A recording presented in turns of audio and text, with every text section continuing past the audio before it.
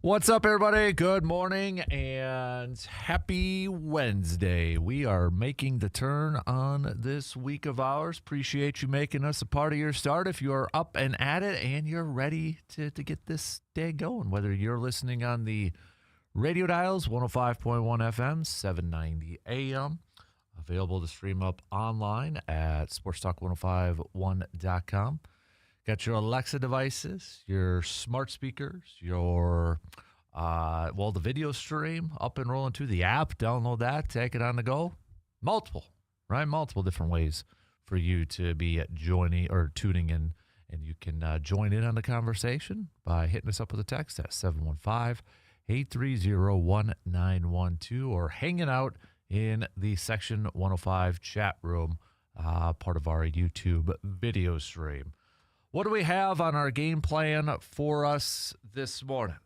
Brew Crew picking up a win last night, taking game 2 of this 4-game series against the Pittsburgh Pirates. A 4-2 victory for the Crew. Logan Henderson improving to 6-1 on the season, picking up the win. He went 6 innings, giving up just 2 solo shots, striking out 8, only issuing 1 walk.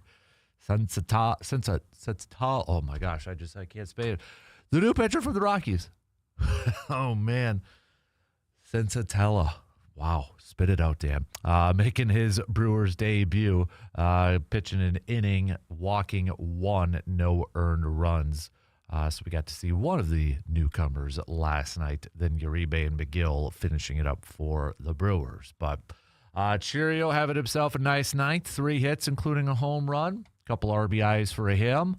Christian Yelich originally was dropped down to 7th in the batting lineup yesterday, but the Brewers scratched Jake Bauers due to some, ab discomfort. So Yelich ended up batting 5th and still went hitless with the strikeout, even getting some spattering of boos from the Brewers fans. Pat Murphy, after the game in his post-game presser, asking fans to, asking them to remember who this guy was. That last word, was. Eesh. But he said, quote, he doesn't need my protection. He doesn't need me to speak up for him. He needs encouragement. So I'm asking the fans to remember who this guy was.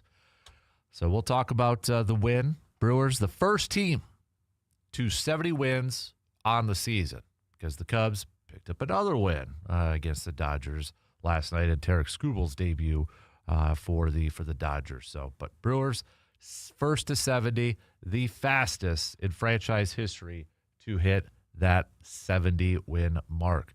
They just need 28 more wins to set a franchise record. So, but they got bigger fish to fry at this point. Other news from yesterday for the Brewers too. Brandon Sproats sent down to AAA. So kind of knew that a move was coming when you heard Sproats and Murphy talk the other nights. And, yep, he gets sent down to AAA. But, well, I still feel we're probably going to see Sproats again at some point this regular season. Or maybe not. Maybe they're just like, you know what? No pressure. Work on your stuff. Maybe focus a little bit on next year. But injuries can change that thought process too.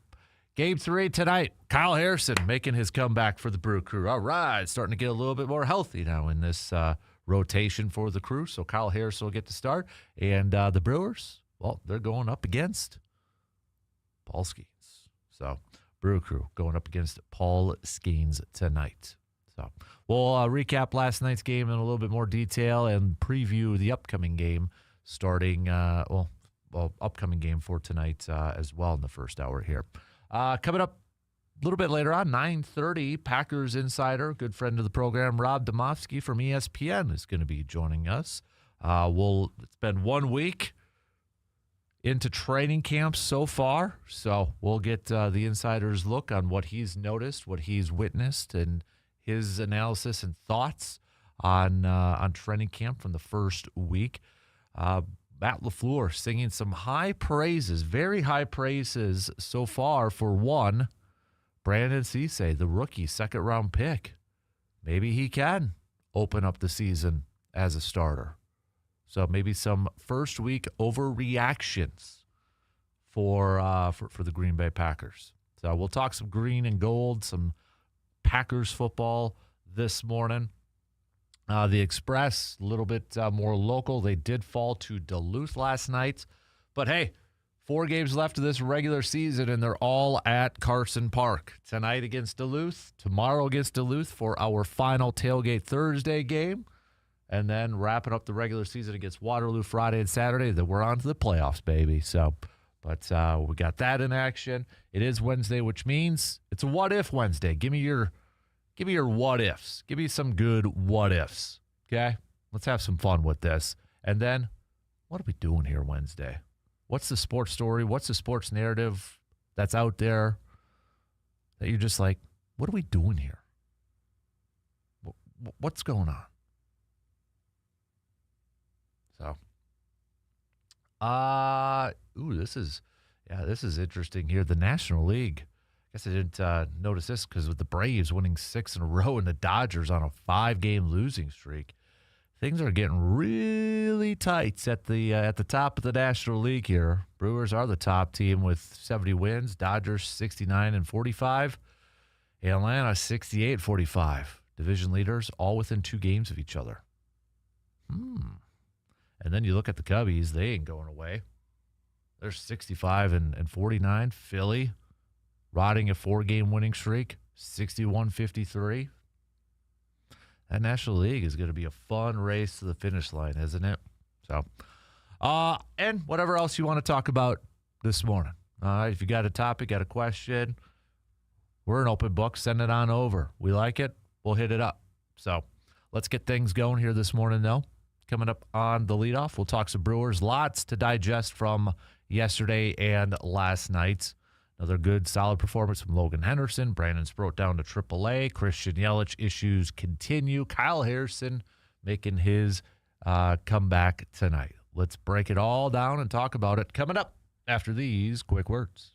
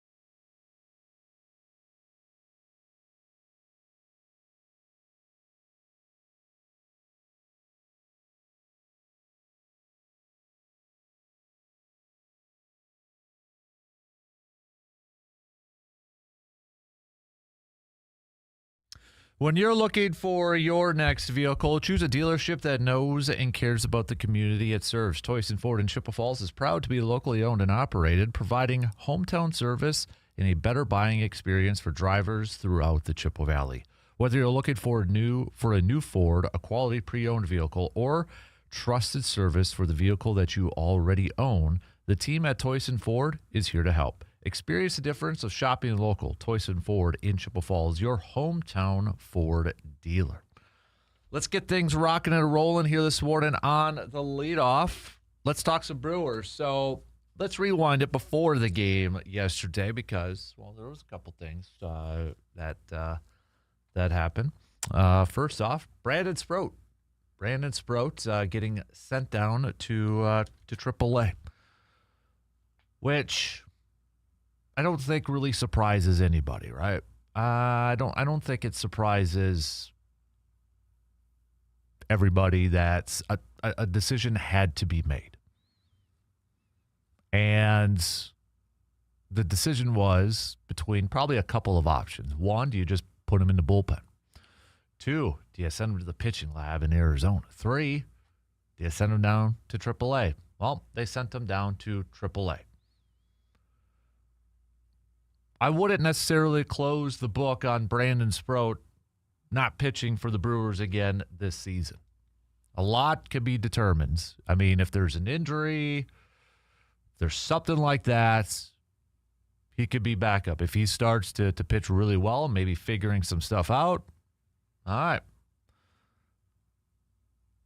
But this isn't something that had to happen. It was clearly evident that Brandon Sproat, the consistency. He's still young, and I think we have seen a ton of talent from him. We've seen it in spurts. It's just he is the biggest hurdle now is he's got to figure out how to be a consistent Major League Baseball pitcher.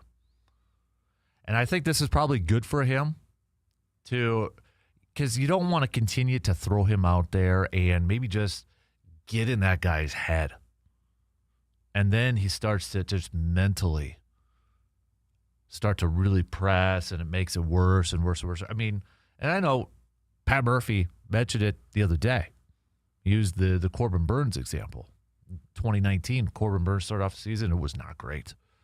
Ended up just going to AAA and it continued to get worse and worse and worse. And then bounced back in 2021. Ends up winning a Cy Young, a couple years later. So don't close the door. Don't close the book on Brandon Sproat being a solid pitcher. The tools are there. The physical tools are there. Just needs a little bit more seasoning, needs a little bit more experience. And the fact that Kyle Harrison's now coming up, you made a couple moves to bolster your bullpen, you made the addition of May, it makes sense. Also before the game yesterday, Christian Yelich was originally slotted in the 7th spot in the lineup. But with Jake Bauers being scratched due to some ab discomfort, he ended up moving back to 5th. Now, before the game, before that change to the order, Pat Murphy talked to the media, and he said that he made the decision without anybody's permission. But he did discuss the proposed change with Yelich.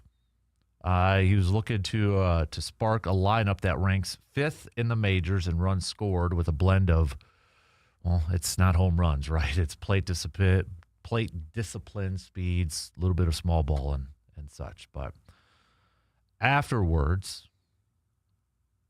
Pat Murphy kind of talked about, because he had heard a little, because Yelich went 0 for 4 with another K.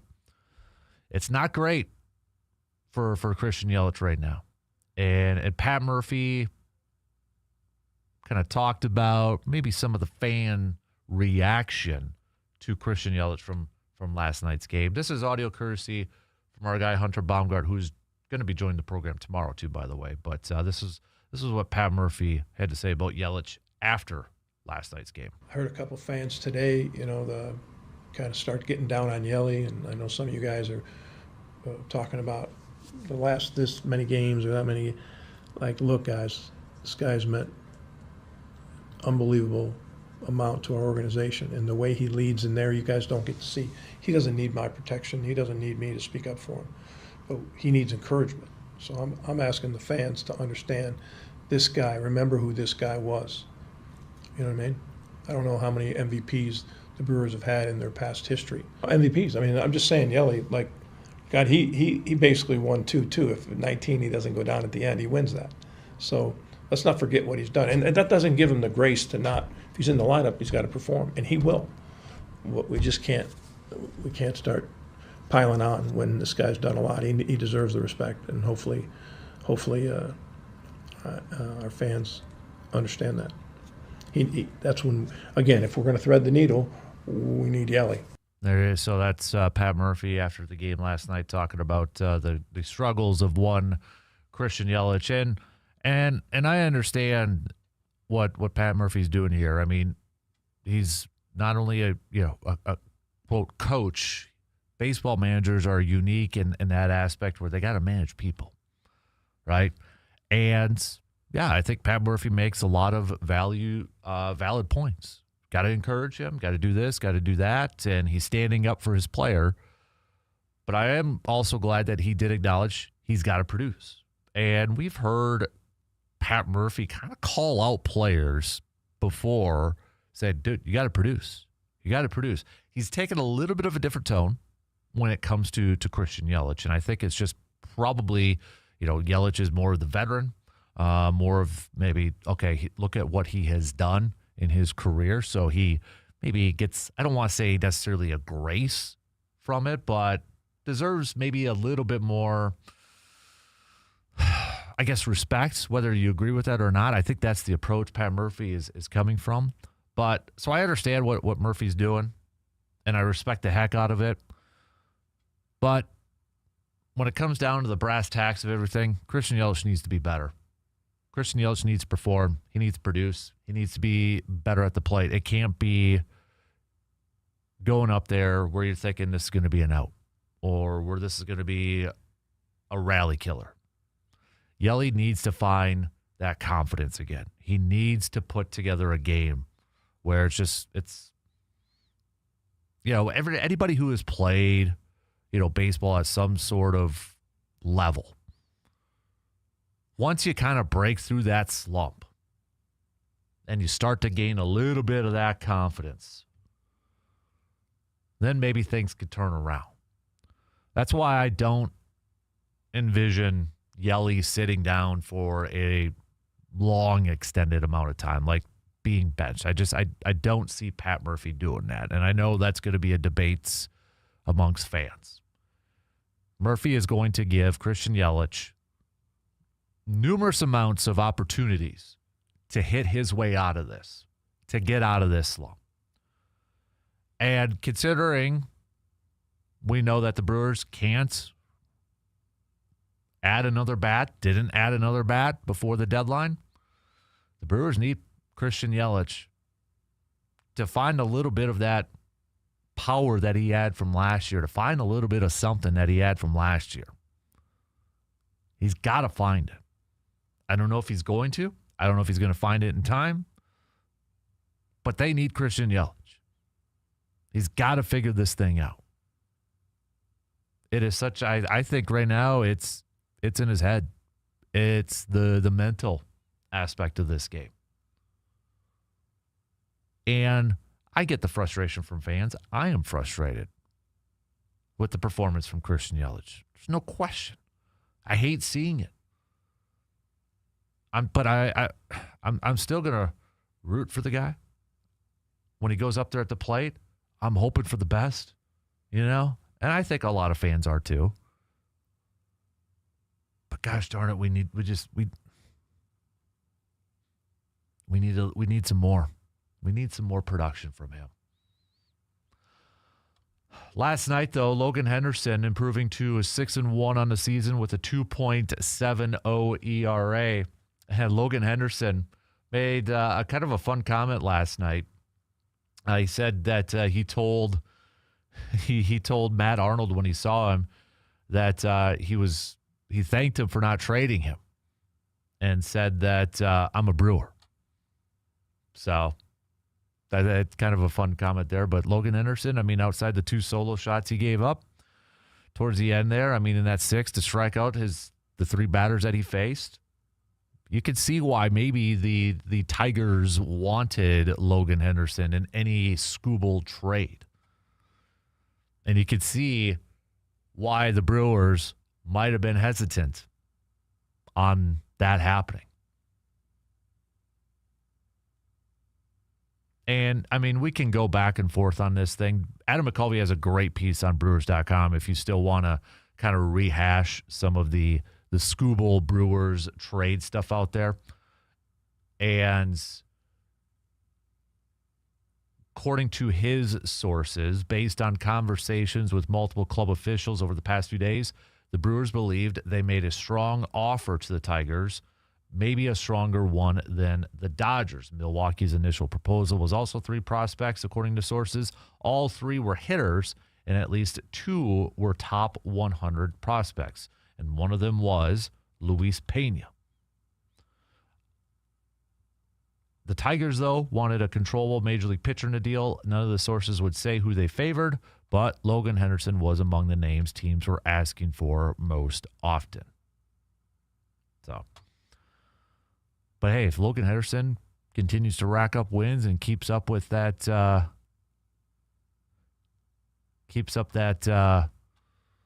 sub-3 ERA, maybe it'll be a good move in the long term too, or in the immediate term too. Easily a top 3 starter on this staff. No question.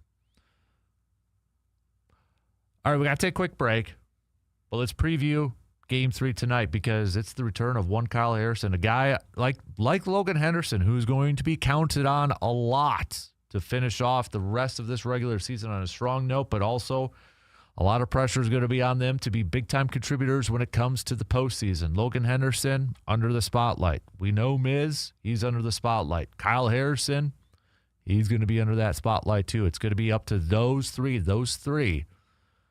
to lead this staff. So let's preview tonight's game. Kyle Harrison going up against Paul Skeens. That's coming up after these quick words.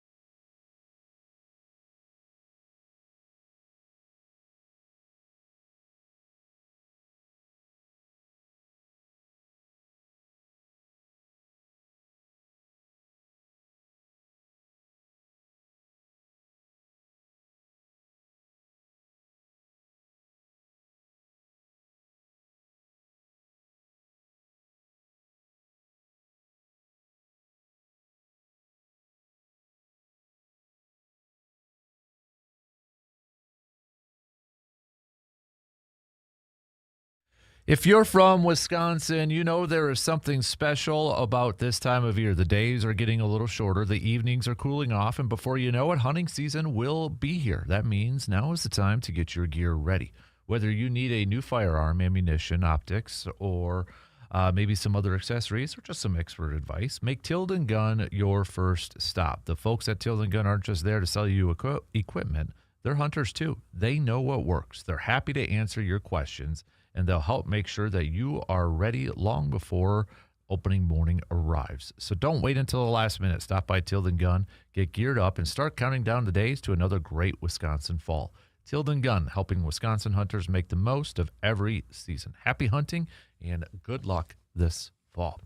Tom from across the pond on our video stream saying, I wish baseball was shown on TV over here. Listening to you guys talk about the Crew has got me more interested into the sport to a point where I want to choose a team to support and get into it. Well, let me nominate, Tom, the Brewers for your consideration. Just don't be a Dodgers or Yankees fan, okay? Just don't do that. Don't be a Dodgers or Yankees fan. Be a Brewers fan, my man. Be a Brewers fan. Got a couple of what ifs. Bo says, what if the Brewers got Paul Skeens? Yeah, that would be awesome. What are we doing? LeBron on the 76ers doesn't make him the GOAT over Jordan. Jordan is the GOAT, says Bo. Mike, I agree with your what if. I mean, it's something we've dabbled in a little bit, and it's something that I've been thinking about for a long time now, too, is what if Christian Yelich would have never fouled that ball off his knee? That was the start of his decline. Yeah, I mean, that's we've hashed that out. I don't know if that's a result of it, but man, you can connect some of those dots, can't you? And you look at that, and you just have to sit there and wonder how much that really affected the rest of his career. Dude was on pace to perhaps go back-to-back in MVPs. You know, 2020 year, the shortened season, you kind of maybe, okay, throw that out. But, boy, it's just it's been weird since then with Christian Yelich's career. Christian Yelich, if you think about it, though, and you really look at some of his numbers, just has had a weird career overall. And I say that because when he was with Miami, he was not a big home run hitter. I mean, the most he hit in Miami in a season was 21, and that was 2016. But his batting average, 288, 284, 300, 298, 282. His OPS, 766, 764, 782, 859, 807. And then his 2 years in Milwaukee, or the first 2 years in Milwaukee, he's like, all of a sudden found this power, 36 home runs. He's hitting 326. His OPS is a 1.000. It's like, dang. And then wins MVP. 2019. Outdoes it. 44 home runs. 329 batting average, a 1.10 OPS. But then the foul ball off the knee. It was just 2020 in those 58 games, 205. With just 12 home runs. 2021, 9 home runs. 14, 19, 11. But then 2024, when he finally made it back to the All-Star game, it's like, okay, he's got 11 home runs, not a ton of power, but the guy was hitting well over 300. And it's like, okay, maybe this is the Marlins version of Yelly. Getting it back a little bit. And then he gets hurt. So last year, okay, the average is down. It goes down to a 264, but the power seemed to be back. 29 home runs, 103 RBIs. And now we're back to like the 2021 talk of Christian Yelich. This is his worst season if we look at it from an OPS and batting average. I mean, this, if we add in OPS, this is the worst. Batting average, 2020, he was 205. At least his OPS was a 786. I mean, his OPS right now is 99 points less than that, for crying out loud. It's just been it's a weird career. So I know I use this a lot. It's like an EKG. Kind of all over the place. Up and down and weird numbers here and there. And he's back. He's not back. Ugh. I mean, for crying out loud, 2025, he got some MVP votes. I don't know what's it is. You have to wonder, right, Mike? You have to wonder, what if? What if he doesn't foul that ball off his knee? Is it different? Is his career different? Man, hard to think not. All right, tonight's game, you got a couple of fireballers up there going for both the Pirates and the Brew Crew. Pirates are going to be throwing out Mr. Paul Skeens, who I think we're all pretty familiar with, right? Well, we're pretty familiar with one Paul Skeens, who is 9-9 this year and a 3.90 ERA. A little bit, I mean, numbers-wise, just because Paul has set the bar so incredibly high for himself and for his career. A little bit, a little high. But when we look at the lineup that the Brewers have, hey, one guy that has had really good success against Paul Skeens, Christian Yelich, 12 career at-bats, 417 average, a 962 OPS. Jackson Chirios had solid numbers against him, just 7 at-bats, 286 and an 804. But heck, Ortiz in 6 career at-bats is 333. But Terang, 15 career at-bats, does have a home run, just 133 and a 466 OPS. Contreras, 11 career at-bats, 091 and a 273 OPS. So, Yelly, easily the best numbers against Paul Skeens. Maybe tonight's could be the starts of the comeback. But looking on the flip side here, there's some hitters on this Pirates team that have a little bit of experience, but a game or 2 games for some people going up against Kyle Harrison. But, Harrison, last time we saw him was back on the 8th, July 8th. A loss against St. Louis, 4 innings, 3 earned runs, and a couple of strikeouts. And remember, there was some talk about a little fatigue and, nothing too concerned, but then he went on the injured list. So nearly a month since we last saw him. Can he pick up his 9th win and improve to 9-2 on the season? He's 8-2 right now with a 3.01 ERA. And, I mean, his May was just unbelievable. In 5 games, he was 4-0 with a .96 ERA. And then June, that one game against the Athletics, I think really screws up his numbers here.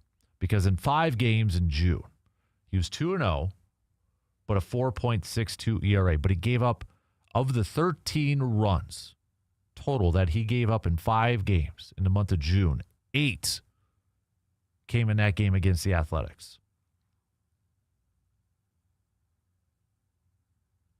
And then his 2 games in July, you could kind of see maybe something wasn't quite right because he went just 2 2/3 against Arizona on the 3rd, gave up 3 earned runs, and then 4 innings against the Cardinals, 3 earned runs. So you look at that ERA and you're like, oh gosh, it's an 8.10. Well, 6 2/3, and he gave up 6 earned runs. But there's no doubt about it. There's a ton of pressure on Kyle Harrison. Like we were just saying for Logan Henderson. There's a ton of pressure on these 2 youngsters to be, they've been big-time contributors already this season. They have to continue to do that. And if the Brewers get to the postseason, there's going to be a lot riding on the arms of Kyle Harrison and Logan Henderson. Because right now, if you were to pick your playoff rotation for the Brewers, it's pretty simple. It's Miz, it's Harrison, and Henderson. Miz got the experience last year. Harrison's been in the league for I think a little bit longer than a lot of us realize. And for me, I'm guilty of it too. I kind of forget, he pitched 24 games in 2024 for San Francisco, 7 games in 2023, 11 total games last year between San Francisco and Boston. So he's got experience, but to be a top 3 arm, a top 3 starting pitcher for the best team in Major League Baseball record-wise, that's a lot of pressure riding on you. And there's going to be a lot of eyeballs, hope placed on him when it gets to that postseason. And not trying to look too far ahead, but let's be real here. Whether it's Dodgers or I'll throw the Cubs in there too, because the Cubs offense is pretty darn good. Can those three shut down if they get into a playoff series with either the Dodgers or the Cubs? Can those 3 starters shut down those offensive lineups? That's going to be the biggest question.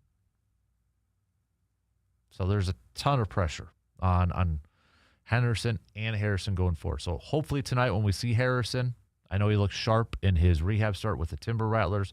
Hopefully we can kind of get back to the May version, if you will, of Kyle Harrison. That guy where, like, man, this might be an all-star.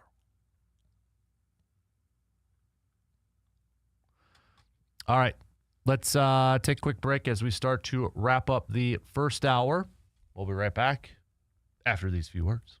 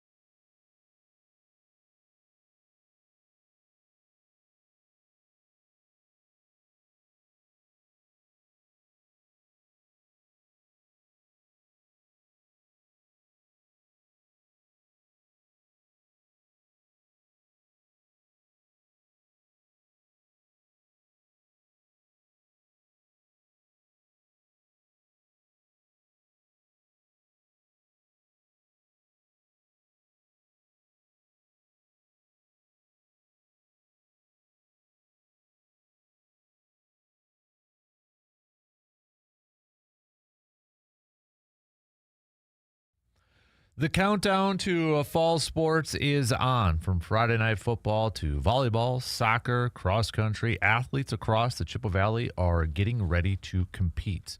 But when injuries happen, getting the right care matters. Chippewa Valley Orthopedics and Sports Medicine specializes in helping getting athletes back in the game with expert orthopedic care, sports medicine, and treatment that you can trust.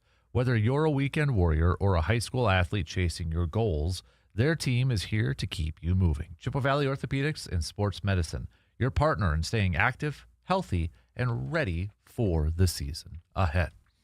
We've got about 10 minutes left, a little less than 10 minutes left to the top of the hour, so continue to send me your What If Wednesdays.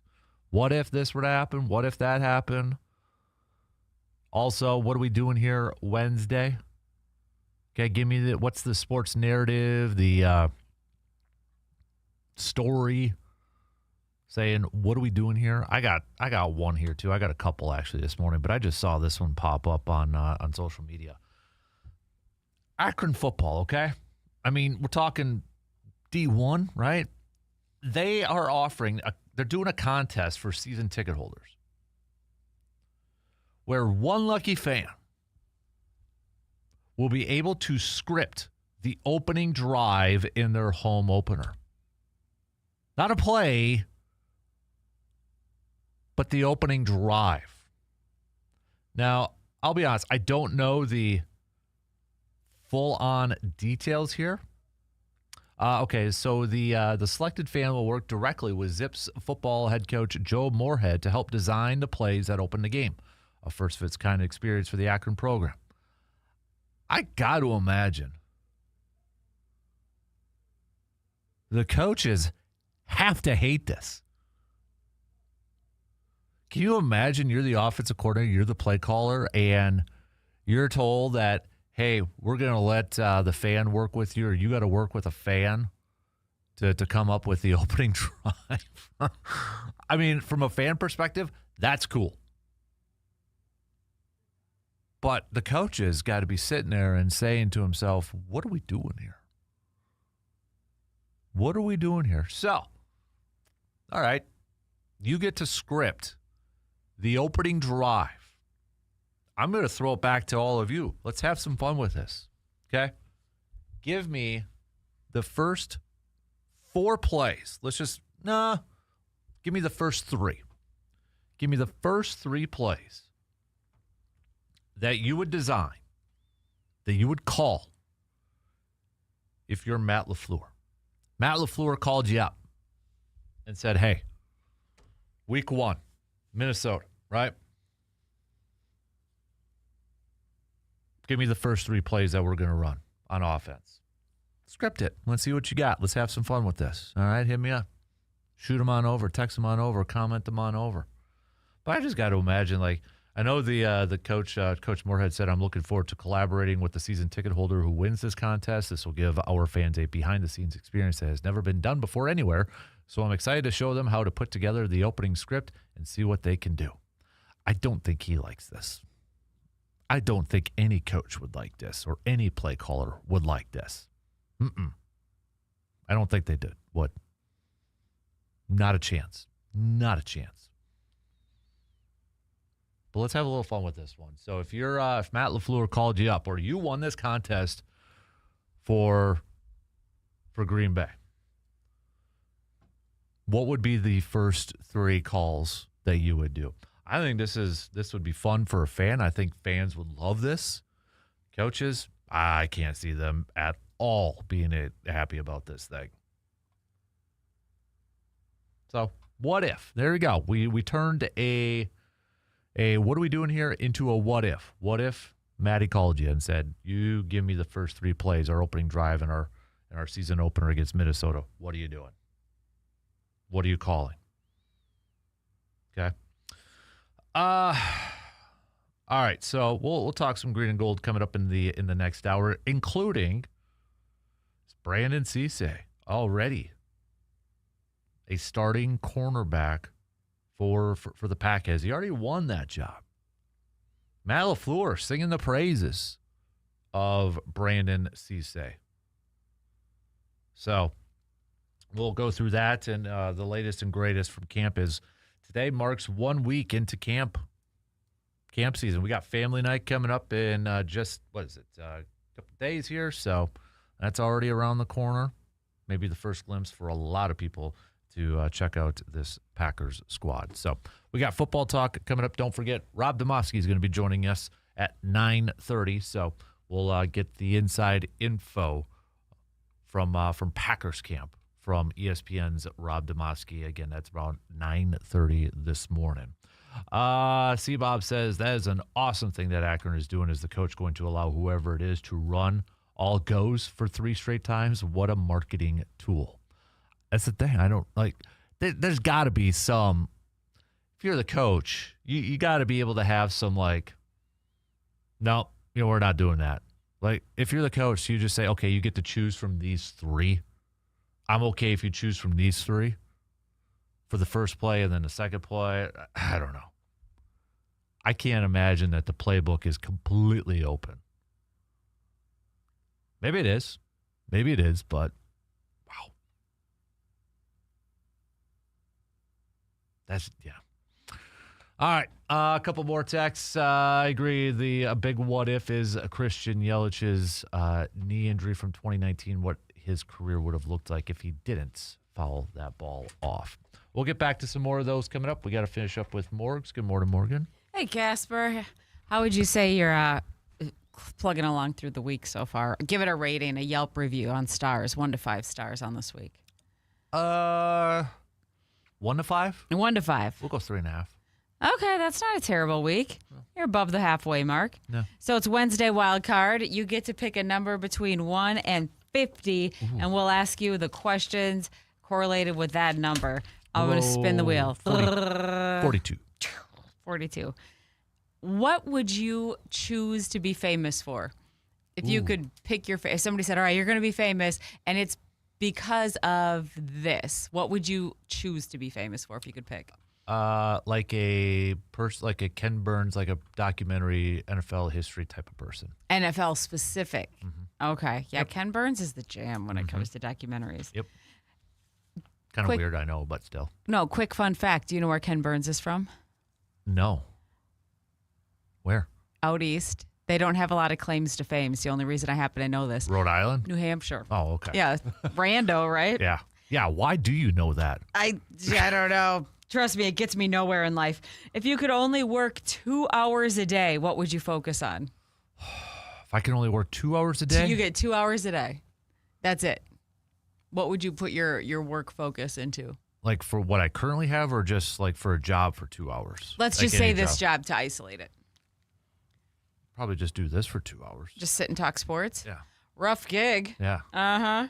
So if you had to pivot in your career today, somebody dragged you out by the ear, what would you do instead of this? College professor. Of? Sports history. Yeah. History. So basically do the same thing in front of a classroom. History aspect of it. So. Okay. We're going to talk famous friends. You get to pick a friend in each of these categories, okay? If you could pick your best friend, your best cartoon friend, who would you pick? Donatello. Not Michelangelo, the party dude? Nope. Why? You're past that? You don't want to party anymore? That, yeah. You can't eat that many pizzas that late at night? No. Get a little indigestion, a little bit heartburn? Nope. What about your bestie sports figure? Probably either Don Hudson or Vince Lombardi. Okay, let's go basketball. Shaq. Let's go baseball. Derek Jeter. Why? No, Ken Griffey Jr. I'll go Jr. Okay. The swag. Oh, okay. You can learn a thing or two? Yeah, exactly. All right. What about golf? T-Dub. You could probably drive for him. He needs a driver. Yeah, exactly. So yeah. Stop trying to drive yourself around, Tiger. It's not working. Him or Bobby Jones. Okay, then why Bobby Jones? Because I want to know why he never turned pro. He could have easily turned pro and made a bigger name for himself, but he always kept his amateur status. And you're curious why? Yeah. Okay, so he would be your bestie? Yep. All right. That's a good list of friends. Yeah. Thanks, Marks. Yeah, anytime.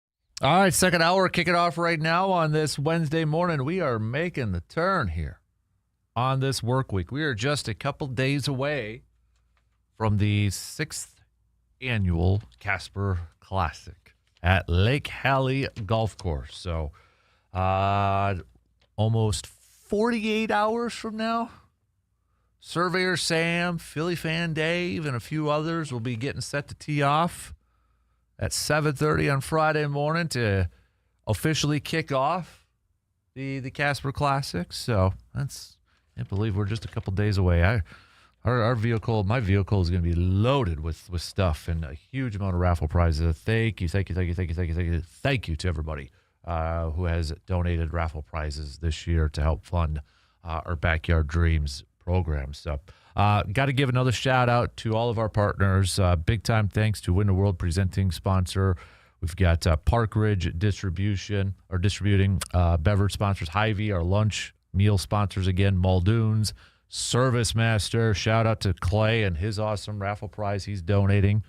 You've got Edward Jones, financial advisor, Kelsey Nicolai, Dodge, Cambridge, Myra Construction coming through with a bunch of stuff for raffle prizes and swag bags too. VFW Post 305, Superior Auto Body, Home Oasis, Resonance Branding Company, Clayton Construction, Carpet City Flooring Center, Economy Furniture, and AJM Automotive. So a big thanks to all of our partners again this year and all of you who are golfing.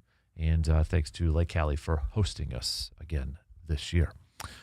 All right, let's kick off this hour. We spent the first hour talking some Brewers. Brewers will be back at it tonight, same time, 6:45.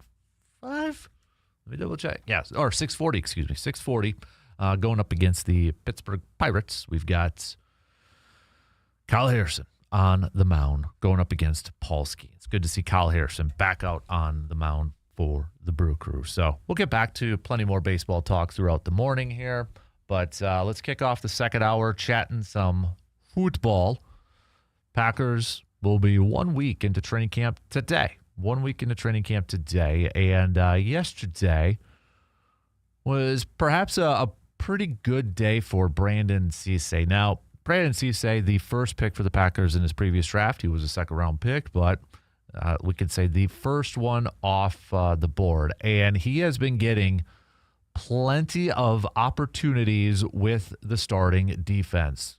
Initially, when camp opened up and Keyshawn Nixon didn't practice, he got starting reps. Now that Carrington Valentine is dealing with I believe it's a hamstring, Brandon Cisse's back out there and getting plenty of reps, which I don't want injuries, but I want Brandon Cisse to get as many opportunities as he possibly can. And yesterday, it seemed like it was a good day for Brandon Cisse, and he's been getting the praises of one Matt LaFleur.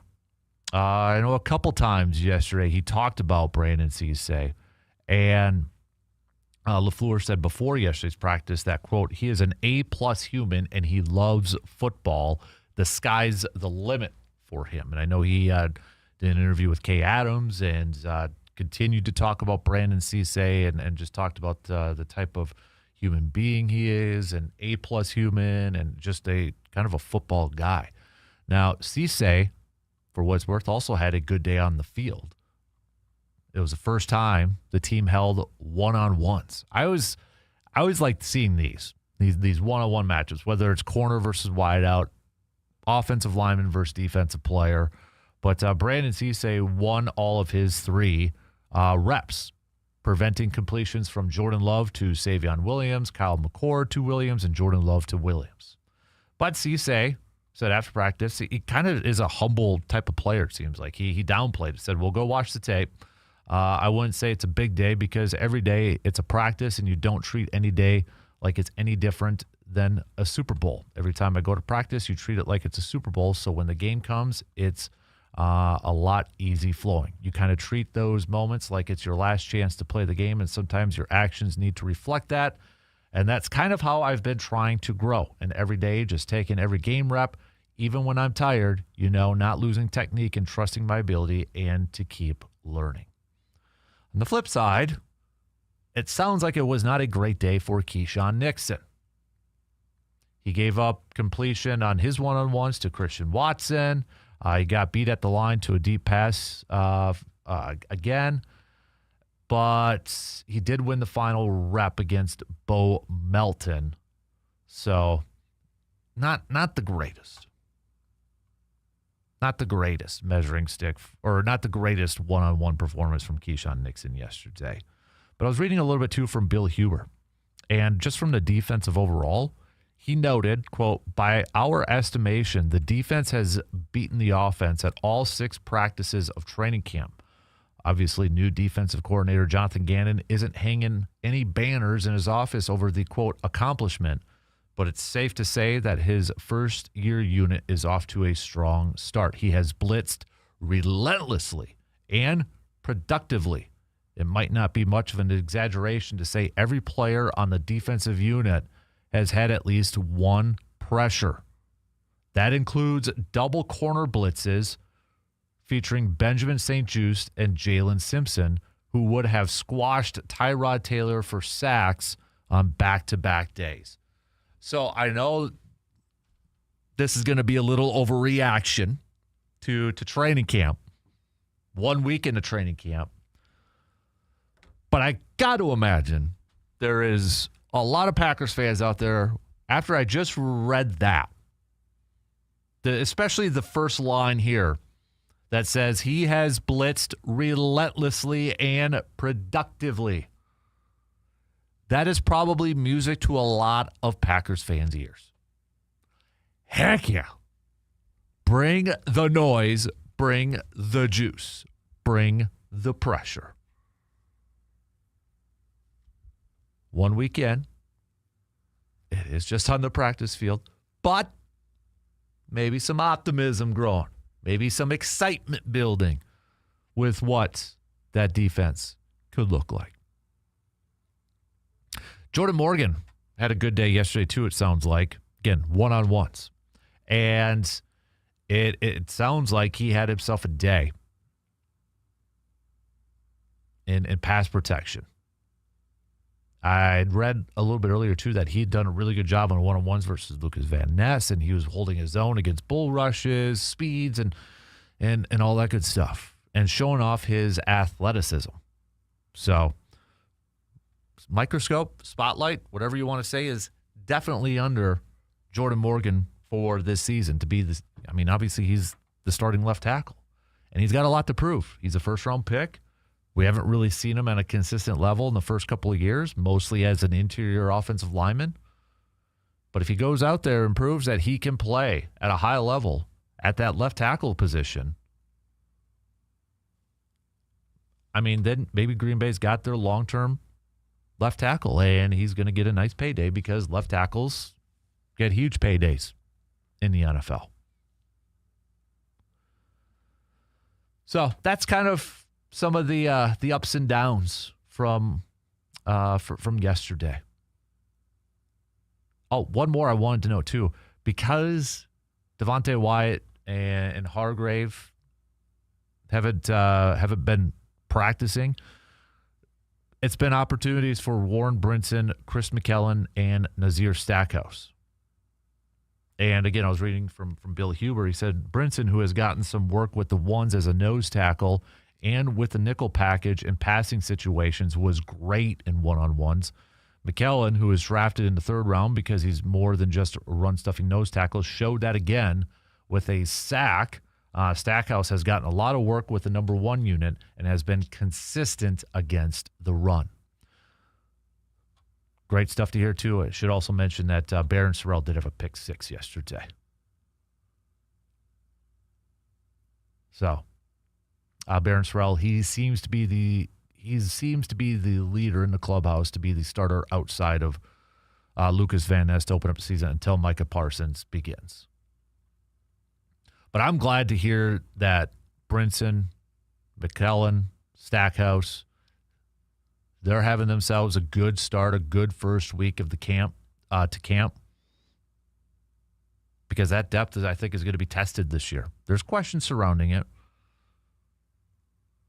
I want to see Hargrave and Wyatt out there as much as possible, but when those guys' numbers are called, Stackhouse, Brinson, And the rookie, I don't want a huge drop-off in production. I know it's to ask a lot, but we need that depth. And one thing, too, that I've been kind of curious about, and I was going to ask Rob this, because we had heard a lot about Jonathan Gannon, 3 safety type of defense. How is that going to work with Evan Williams, Xavier McKinney, and Javon Bullard? Javon Bullard, who had a very good year last year as a nickel corner. Well, it sounds like in the new scheme that Evan Williams is going to spend more time in the box to help the run defense. And so far, it looks like it's been off to a good start in the first week of training camp. So Xavier McKinney kind of playing the center field type of role. Evan Williams a little bit more in the box to help defend the run. But from all accounts, everybody who has been there at practice and watched it, sounds like the defense has had the advantage so far. Let's catch up on a couple of texts here before we take a quick break. Brian says, double reverse to Golden. Golden passes to Watson, 75 yards to the end zone. C-Bomb says, first down, Jacobs off tackle to the left. Second down, fake to Jacobs to the left. Roll out to the right, hit Tucker Kraft on a flag route or Golden on a dig. Third down, play action, deep shot to Watson. Nothing else needed. Watson scores. There you go. If you could be, if you could take a crack at the first 3 plays. Matty LaFleur calls you up, shoots you a text, and says, "Hey, give me the first 3 plays that we're going to call on offense, Week 1 against Minnesota. What you calling? Let's put your skills to the test here, peeps. Send it on over. Have a little fun with this, okay? Send it on over." We'll take a quick break, but back with plenty more football talk coming up in just a little bit.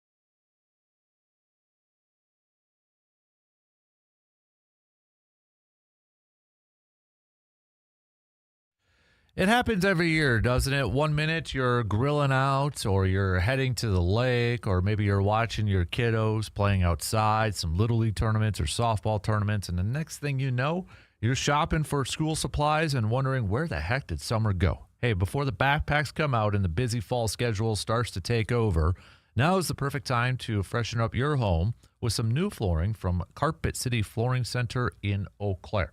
Whether it's some soft new carpet for the family room, or durable luxury vinyl for those muddy boots and those busy kids, or some beautiful Rigid Max flooring to give your home a whole new look, the team at Carpet City Flooring Center will help you find the perfect floor for your family and your budget. They're locally owned, they know Wisconsin homes, and they're committed to making the process easy from start to finish. Make the most of these last weeks of summer. Stop on in to Carpet City Flooring Center in Eau Claire today, because home is where Wisconsin families make their best memories.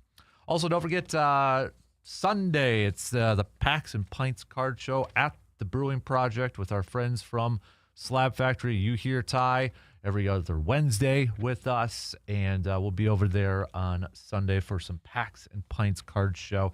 If you got kiddos, it is definitely a show that is geared towards helping kids in the card collecting hobby. And Ty talked a little bit about it yesterday.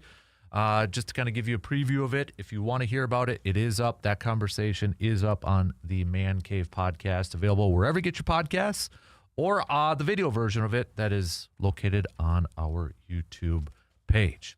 Continuing to talk some Packers. I'll get back to some more of your messages and texts here in a little bit, but we are a week into practice today. I know it's a little bit of a different schedule today here.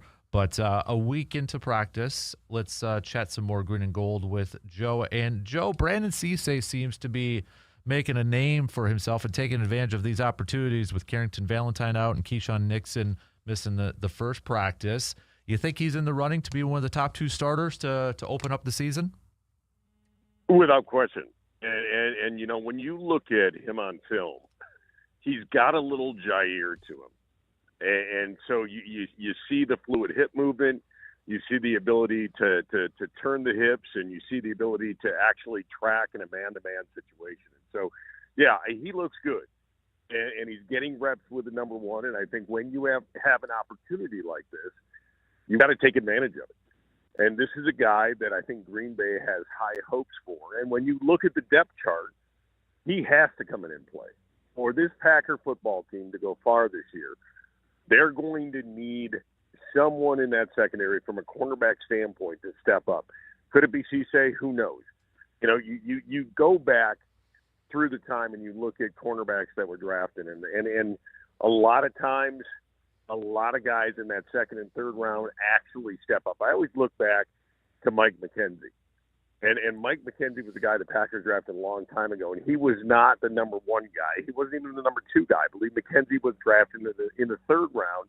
He became to be the best cornerback out of that draft. So I think this kid has an opportunity. And again, it's early. I don't want to get the hype machine out. I'm not saying he's going to be Jair Alexander. I'm saying his play reminds me of Jair Alexander. So, yeah, I think he has a tremendous opportunity. And then when you look at it, and you talk about Keyshawn Nixon, and you talk about Valentine, you're not talking about guys that were considered in the top echelon of cornerbacks. And so the opportunity is 100% there for Cisse. And at least up to this point, he looks like he could play.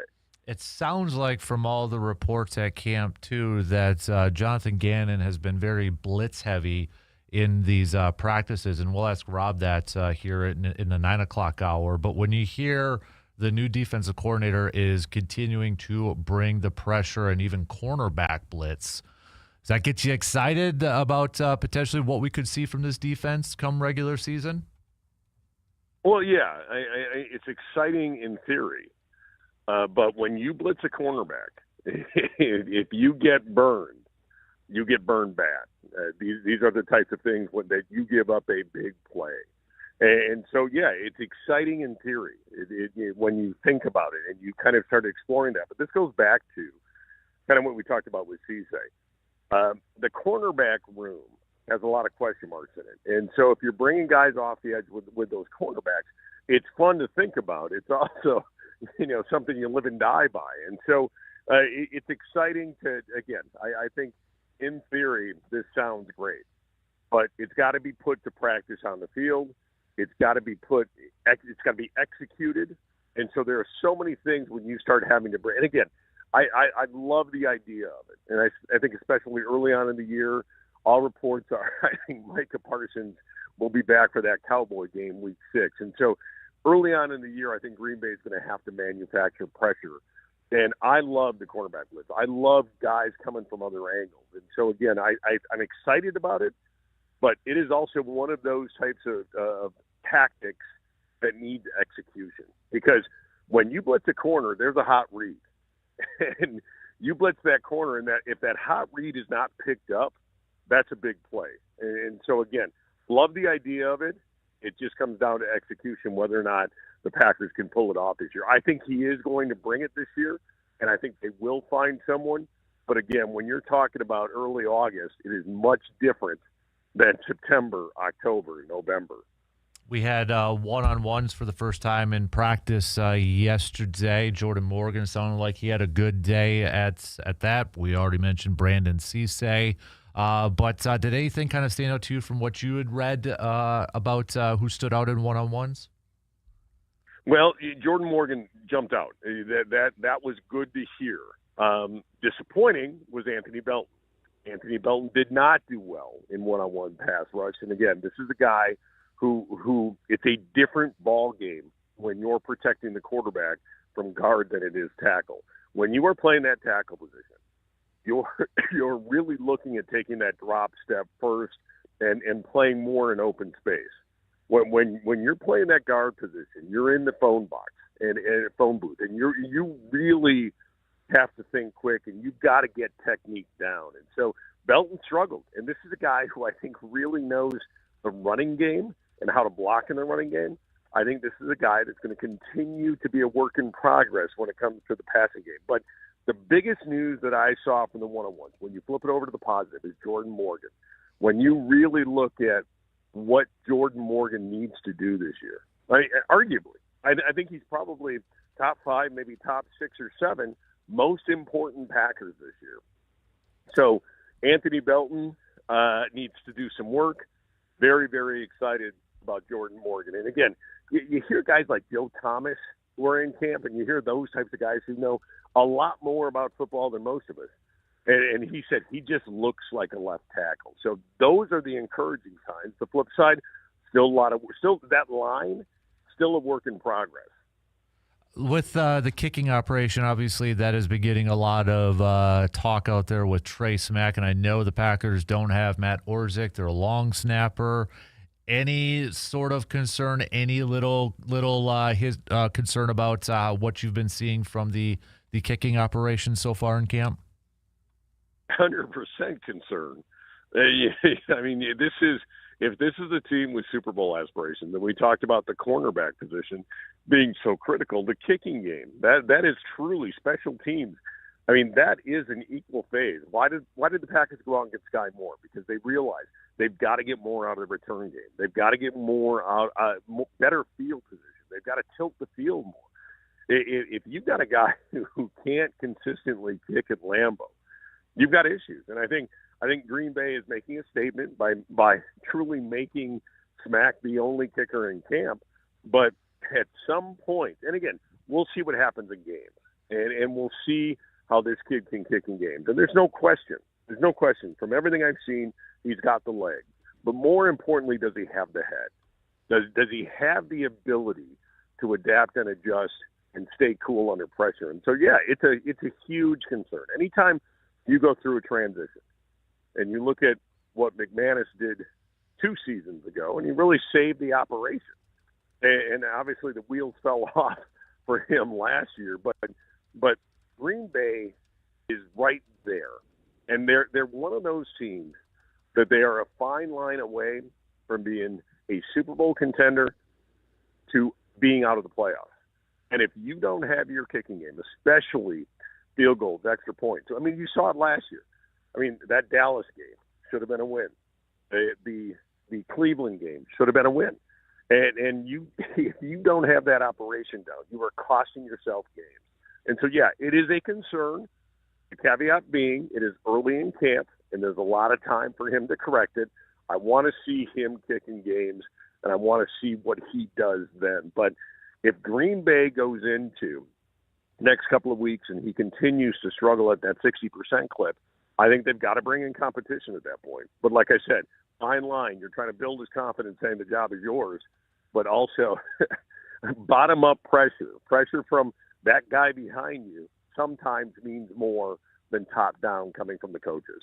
Speaking of kicking the tires, Packers need some tight ends. Luckily, Tucker Kraft is back out there, but he's not doing everything quite yet. Zach Ertz, it was just announced yesterday, he's been cleared to resume football activities. You still got some veterans out there like a Jonnu Smith, who has familiarity with Matt LaFleur during the Titans era. Marcedes Lewis is still out there. I mean, for crying out loud, you want to bring back some former Packers like a Fitzpatrick or even Taysom Hill. What about Zach Ertz? Would you be open to bringing that veteran over to Green Bay to back up Tucker Kraft? 100%. It's just a critical position, that second tight end, and you don't realize how much Matt LaFleur wants to go 12 personnel with two tight ends. And so, and Luke Musgrave, from all sounds of this could be a substantial injury, and then he could be out for a while. But the way LaFleur talks about it, and again, LaFleur's guarded with his comments, but just if you read between the lines, I think Luke Musgrave is going to be out for a while. And so, yeah, I think if you want to run the offense you want, if you're Matt LaFleur, I think that second tight end becomes critical. And I would absolutely kick the tires with his Zach. And when you look at Musgrave, what he was bringing to the table, you know, when they drafted him, this was a kid that everyone said can run the seam, can take a cover two defense and exploit them with the way that he can catch the ball down the field. And I think Green Bay, if they are going to look for someone, I think Zach Ertz is the exact kind of tight end that they should be looking for. And then you and I have had this talk all off season. I think Green Bay is at a point right now where I'd rather roll the dice on a Zach Ertz than on a young kid who still has, yes, potential, but this is not a team right now that can ride on potential. This is a football team that if they are going to go far, they need to finish. And I think bringing in veterans goes back to the Zaire Franklin trade, some of the things you and I have talked about this year. I think it's just so critically important that they get these moves right. And I think that second tight end is critical to the success of the offense. So 100% I would kick the tires. I know we don't have our first preseason game until next week. We've got family night coming up here, but Mike McCarthy has already said Aaron Rodgers. He wants Aaron Rodgers to play snaps in the first couple of preseason games here, and Matt LaFleur is starting to get asked about it with Jordan Love. Would you like to see Jordan Love play every preseason game, and if so, how many snaps would you like to see him go out there for? I'm to the point with Jordan right now that I think getting him out and getting him that first preseason game, getting him to drive.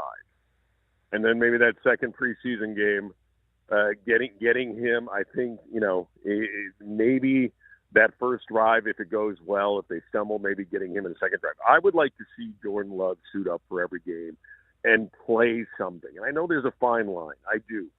But I think Jordan Love he's the guy that even though I've become a Jordan Love believer, there is still debate about Jordan Love and whether or not he really truly can elevate his game. And I think Jordan Love needs to be out there for this football team to make a statement. And again, it is a fine line. I get that. I 100% understand. You don't want to put any player like Jordan Love in harm's way, but I would personally like to see him out there every game, at least one series, possibly two, depending on how those series goes. But I think it's too important right now, and I think Jordan Love needs to play. Last question for you. I know we've talked a lot about certain players so far in the first week of training camp, but is there a player that we haven't mentioned that you think has been off to a really strong start so far in the first week of camp? I've talked about Dennis Sutton, and I mentioned his name before, and I'm really intrigued by him. I really am intrigued. The other guy is Matthew Golden. from all indications and from the film that we've been able to see, it looks to me that Matthew Golden is very comfortable in the spotlight, and he's comfortable being that one or two guy. And I think role definition, I think you're really seeing it now with that wide receiver room. And I think that was probably one of the things that hurt this team in previous years is what roles were these receivers going to play. But I look at it now and I think Matthew Golden, but also, like I said, Dennis Sutton, I think this kid has an opportunity. And a lot's going to change when the pads go on and you're playing another team. But those are a couple guys right now that I'm very, very high on and feeling good about.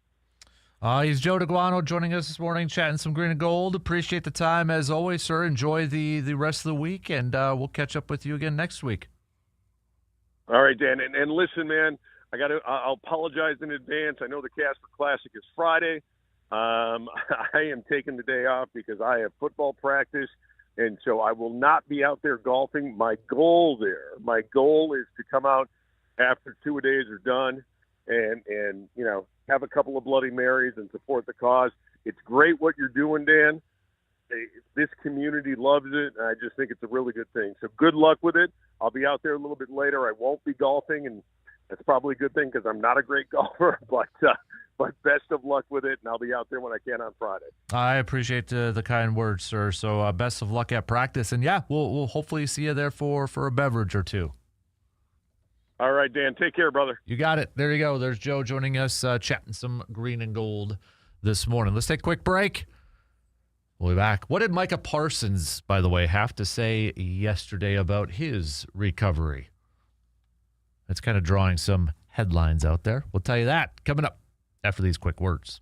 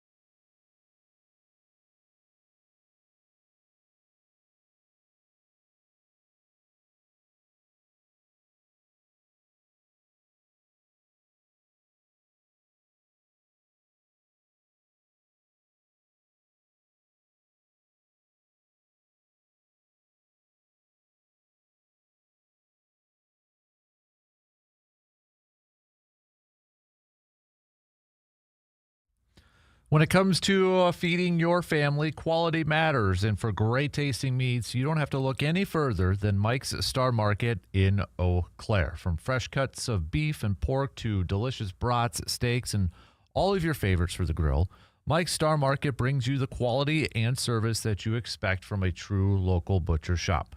Whether you're firing up the grill, planning a family meal, or stocking up the freezer, stop by Mike's Star Market and experience the difference of shopping local. Mike's Star Market in Eau Claire. Quality meats, hometown service, and a tradition that you can taste. So yesterday, Micah Parsons chatted a little bit with the local media scrum about his recovery and when he expects to return. And he made a kind of a bold proclamation here too. Let's listen to Micah Parsons, audio courtesy from Packers beat reporter Matt Schneidman. I think, to say you're going to be the same player as, I think when you come out of these situations, you're either going to be better or you're worse. And for me, I've done everything I possibly can to be better. So, I think people are worried about, if I come back, I just feel like people should just be worried about, how I'm going to be when I come back. That's kind of like my mentality and how I feel and how I'm going to approach when I'm back is like people are worried about the knee. They should be worried about how I'm going to play when I get back. The anger, the frustration, the things that I'm about to let out because, how long it's been since I played. So I think that's what people should really worry about, like how great is Micah going to be when he gets back. Not about when I get back, because that's the short term. It's about how great I'm going to be, how I can help my teammates, and, how far we're going to go into a playoff run. There you go. That's Micah again saying people are worried about the knee. They should be worried about how I'm going to play when I get back. The anger, the frustration, the things that I'm about to let out because of how long it's been since I've played. So I think that's what people should really worry about. How great is Micah going to be when he gets back? Not about when I get back, because that's the short term. Micah also, for the longest time, we kind of thought maybe the Bears game, that maybe the Bears game was going to be the game that we saw him coming to return. But now it kind of sounds like it's going to be the Cowboys. Week 6 game against the Cowboys. He said, quote, I think it's very realistic. I wouldn't say it's not possible, but at the same time, in these next 10 weeks, 10, 12 weeks from now on, we've got to do our part to make it possible. Parsons also said it's not off the board, but we've got to put the work in. So maybe I'll admit it, as a fan, I'd be a little down not to see Mike out on the field against the Chicago Bears. But, yeah, we got to look at it from the long-term aspect of this all. So, all right, let's take a quick break. We'll be back to wrap up the first hour after these few words.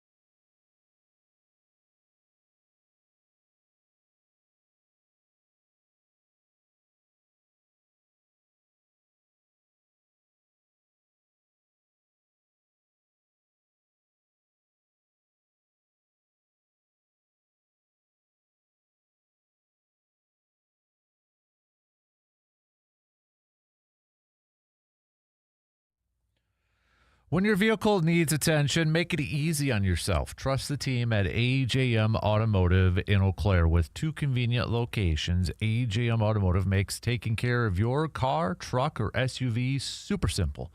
Need service? How about scheduling an appointment? It's quick and easy because all you have to do is just visit ajmautomotiveservices.com and book online when it works for you. And if the unexpected happens and you're stuck on the side of the road, AJM's Towing Services is there to help get you and your vehicle where you need to go. From routine maintenance to unexpected repairs, AJM Automotive Services is your local partner for honest, dependable auto care. 2 Eau Claire locations, easy online scheduling, trusted service when you need it the most. That's AJM Automotive Services, where they keep you moving. We got about 8 minutes left to the top of the hour, and when we hit halftime. Brian says, heard the quarterback that plays in Micah's first game back is going to call in sick that Sunday. Nice. I like it. Yeah, I like the mindset of Micah. I do. I mean, put yourself in his shoes. It's probably going to be a lot of energy, enthusiasm, excitement, whatever you want to call it, to use up. And, yeah, I can see where you're coming from there, Brian. Like, I don't want to be that first quarterback. If it is Dak, possibly. Wish it was Caleb Williams, but, we'll see.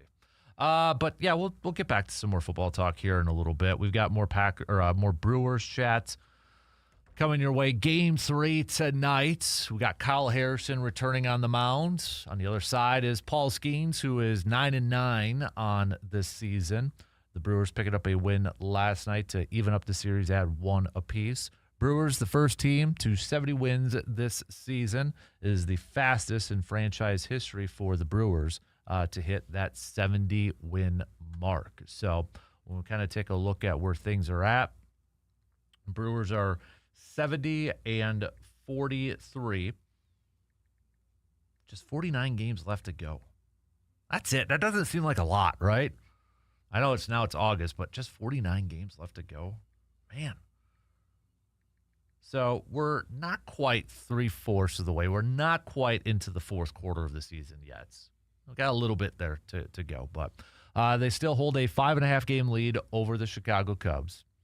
It's a 2-team race now for this NL Central. Everybody else has just fallen further and further away from the pack. I mean, Pittsburgh's in third, and they're 1 game under 500. St. Louis is 2 games under 500. The Reds are 4 games under 500. So, and I mean, Pittsburgh's 14 games back. It's a 2-team race in the NL Central now, kind of separating from the pack here. In the NL East, you got the Braves, who have won 6 in a row after the Phillies making some moves, and they were playing better baseball. They've also won 4 in a row, but still 7.5 back. But still a very, very, very dangerous team, no question about it. The Dodgers, 69-45. The Diamondbacks, 9 games behind the Dodgers at this point. Padres, who are 4 games above 500, they're 10 games back. Tampa Bay, still holding on to their lead in the AL East. Yankees are 3.5 back, but now Boston is just 5.5 back. Boston's now on a 6-game winning streak after they had that long winning streak not too long ago. On AL Central, where really, even with the Tigers trading Casey Mize and Tarek Skubal, they've won 4 in a row now, and they're just 4.5 back. And they're 1.5 games back from a flipping wild card. So they're not out of this thing yet, but the AL Central is probably the division that has AL Central and the AL West are probably the 2 divisions with the most uncertainty, because Chicago's still up there. Cleveland is 3 games back. Minnesota is 4 games back, but Minnesota's just 1 game out from a wild card. And then in the AL West, you've got Houston in first place now. They're 8-2 in their last 10 games. Then you've got Texas. Houston's the only team in the AL West that has a winning record. Texas, they're 2.5 back. Seattle, 3.5 back.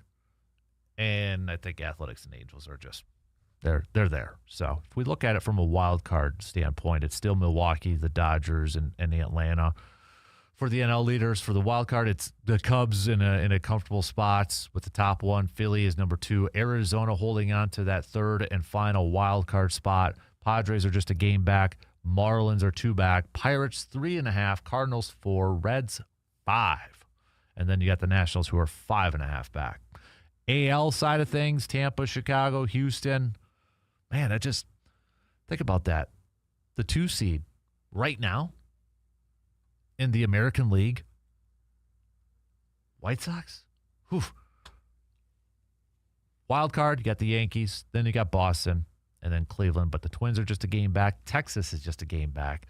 Baltimore is 1.5 back. Detroit's 1.5 back. Seattle's 2 back. Toronto's still only 4 back too. So it's kind of where things are shaping up as we still a few games away from completing the third quarter of the season. All right. What else do we got coming up here? So, yeah, we'll preview Game 3 tonight coming up in the next hour. Don't forget it is a Wednesday, so send me some more what-ifs. Send me some more what-ifs. What if this? What if that? What are some good sports what-ifs? Also, it's Wednesday. What are we doing here? What are we doing here Wednesday? Send me your best ones, and we'll read them off if you got any good ones. You can hit me up on the Section 105 chat room on the video stream, or hit us up with a quick text. We've got Bo with that first play. First play, handoff to running back. Second play, bootleg. Third play, flea flicker. Zach says Brandon Cisse has looked pretty good going up against Savion Williams. So, yeah, I mean, Savion Williams so far, first week of camp, seems like he's had a good start. Hopefully that continues. He's taken advantage of these reps with the injuries to Carrington Valentine. Keyshawn just missed the first practice, but Cisse got the reps with the ones and then has been getting reps with the ones here lately because of Valentine being out. Take advantage of those reps. And I think he definitely now is in play to maybe be a starter week 1. I think it's between, right now, if I had to guess, if everybody's healthy, I'd throw Cisse over Carrington Valentine. I'd throw him out there. Why not? Dude's been balling. You have to throw him out there. But still, big time, a lot of time left here with these training camp practices. Anybody going to family night, by the way? Family night's kind of coming up here this, is it Friday, Saturday? Well, in a couple days. Anybody going? Anybody making the trek on over to Green Bay? If you are, next week, might have to give me some of your scouting reports. I'll be at Green Bay in a couple weeks covering practice, and that should be kind of fun and kind of seeing it firsthand. But anybody going over to family night, making the trip with the fam, maybe taking some of the kiddos over there, having a little fun with family night? Yay, nay, thumbs up, thumbs down? I always like going. It's been a while since I've been, but yeah, I've enjoyed it. Went a few times. But all right, shot clock's cutting me off. We got news updates. We'll be in halftime here, and then we'll kick off the next hour talking some more Brewers baseball as we get set for Game 3. Kyle Harrison makes his return to the mound.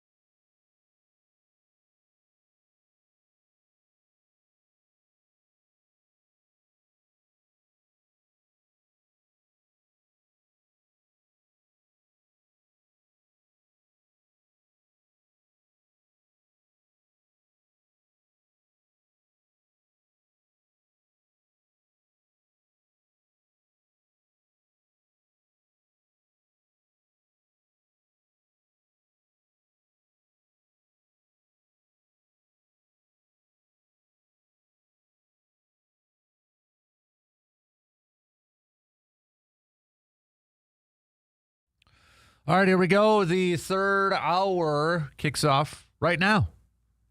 Happy Wednesday, everybody. Making a turn on this week, making a turn on this program on this Wednesday morning. Coming up next hour at 9:30, we're going to chat with ESPN's Rob Demovsky, Packer insider, 1 week into a training camp.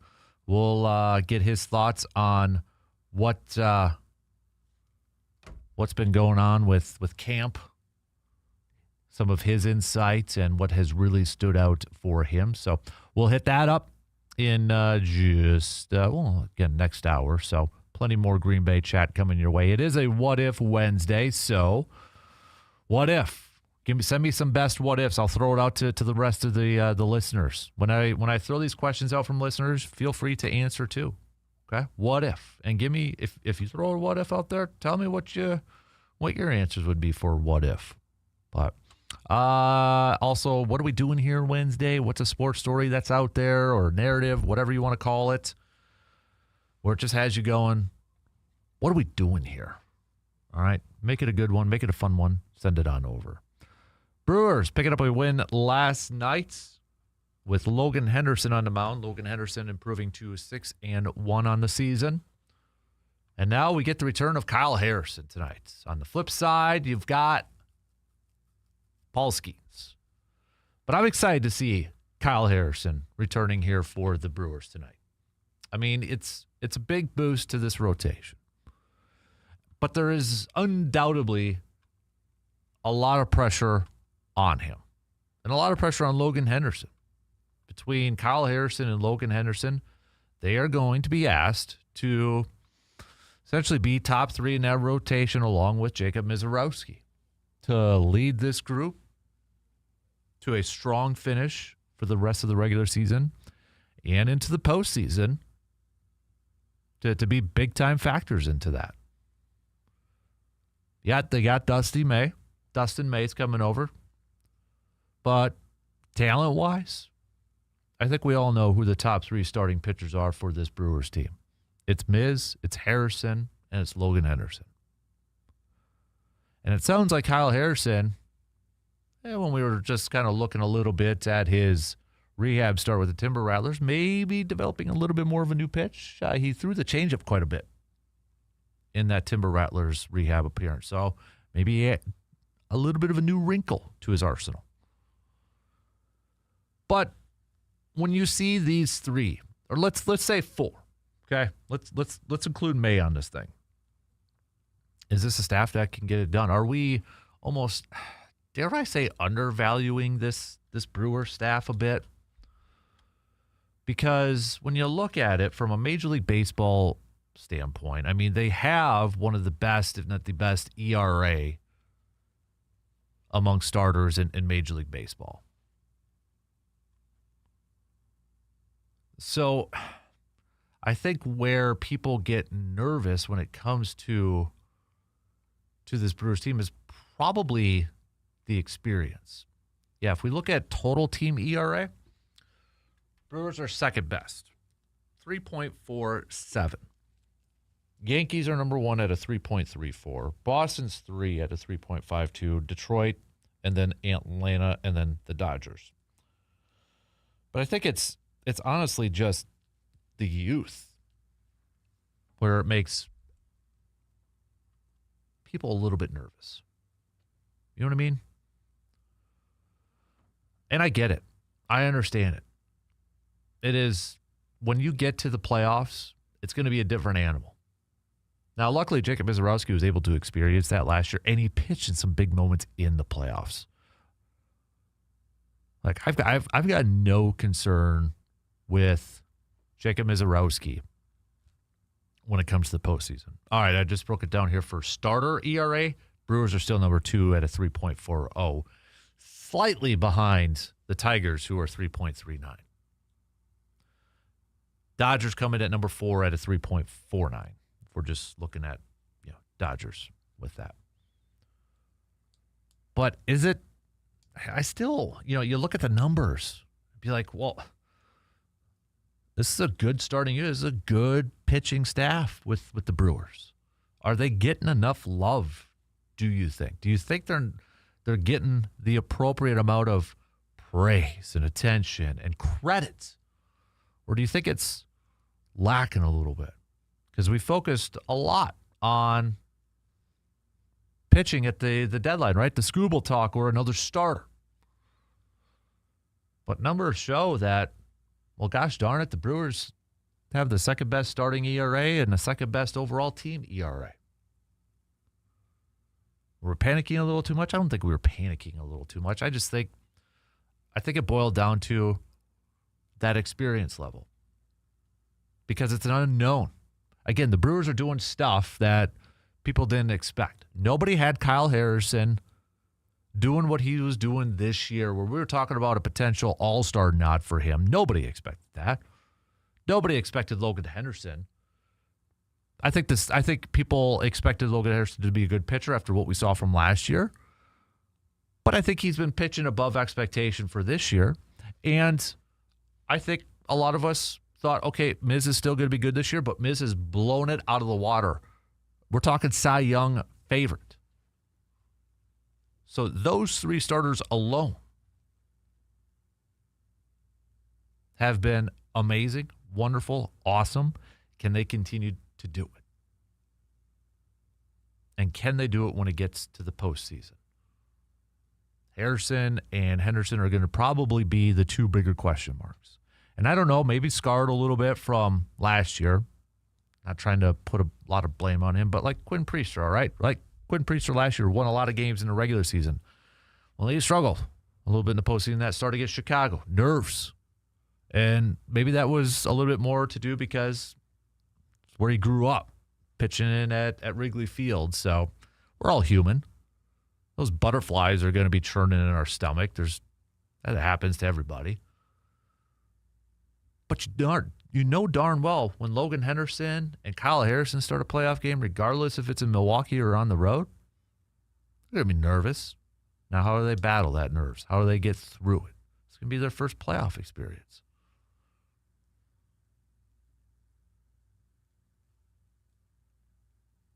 But this is, I think, going forward in these last few starts, however many starts that Kyle Harrison has or Logan Henderson has, let's prime it up and let's continue to build that confidence and continue to build those consistent starts so you can rely on that when you get to the playoffs.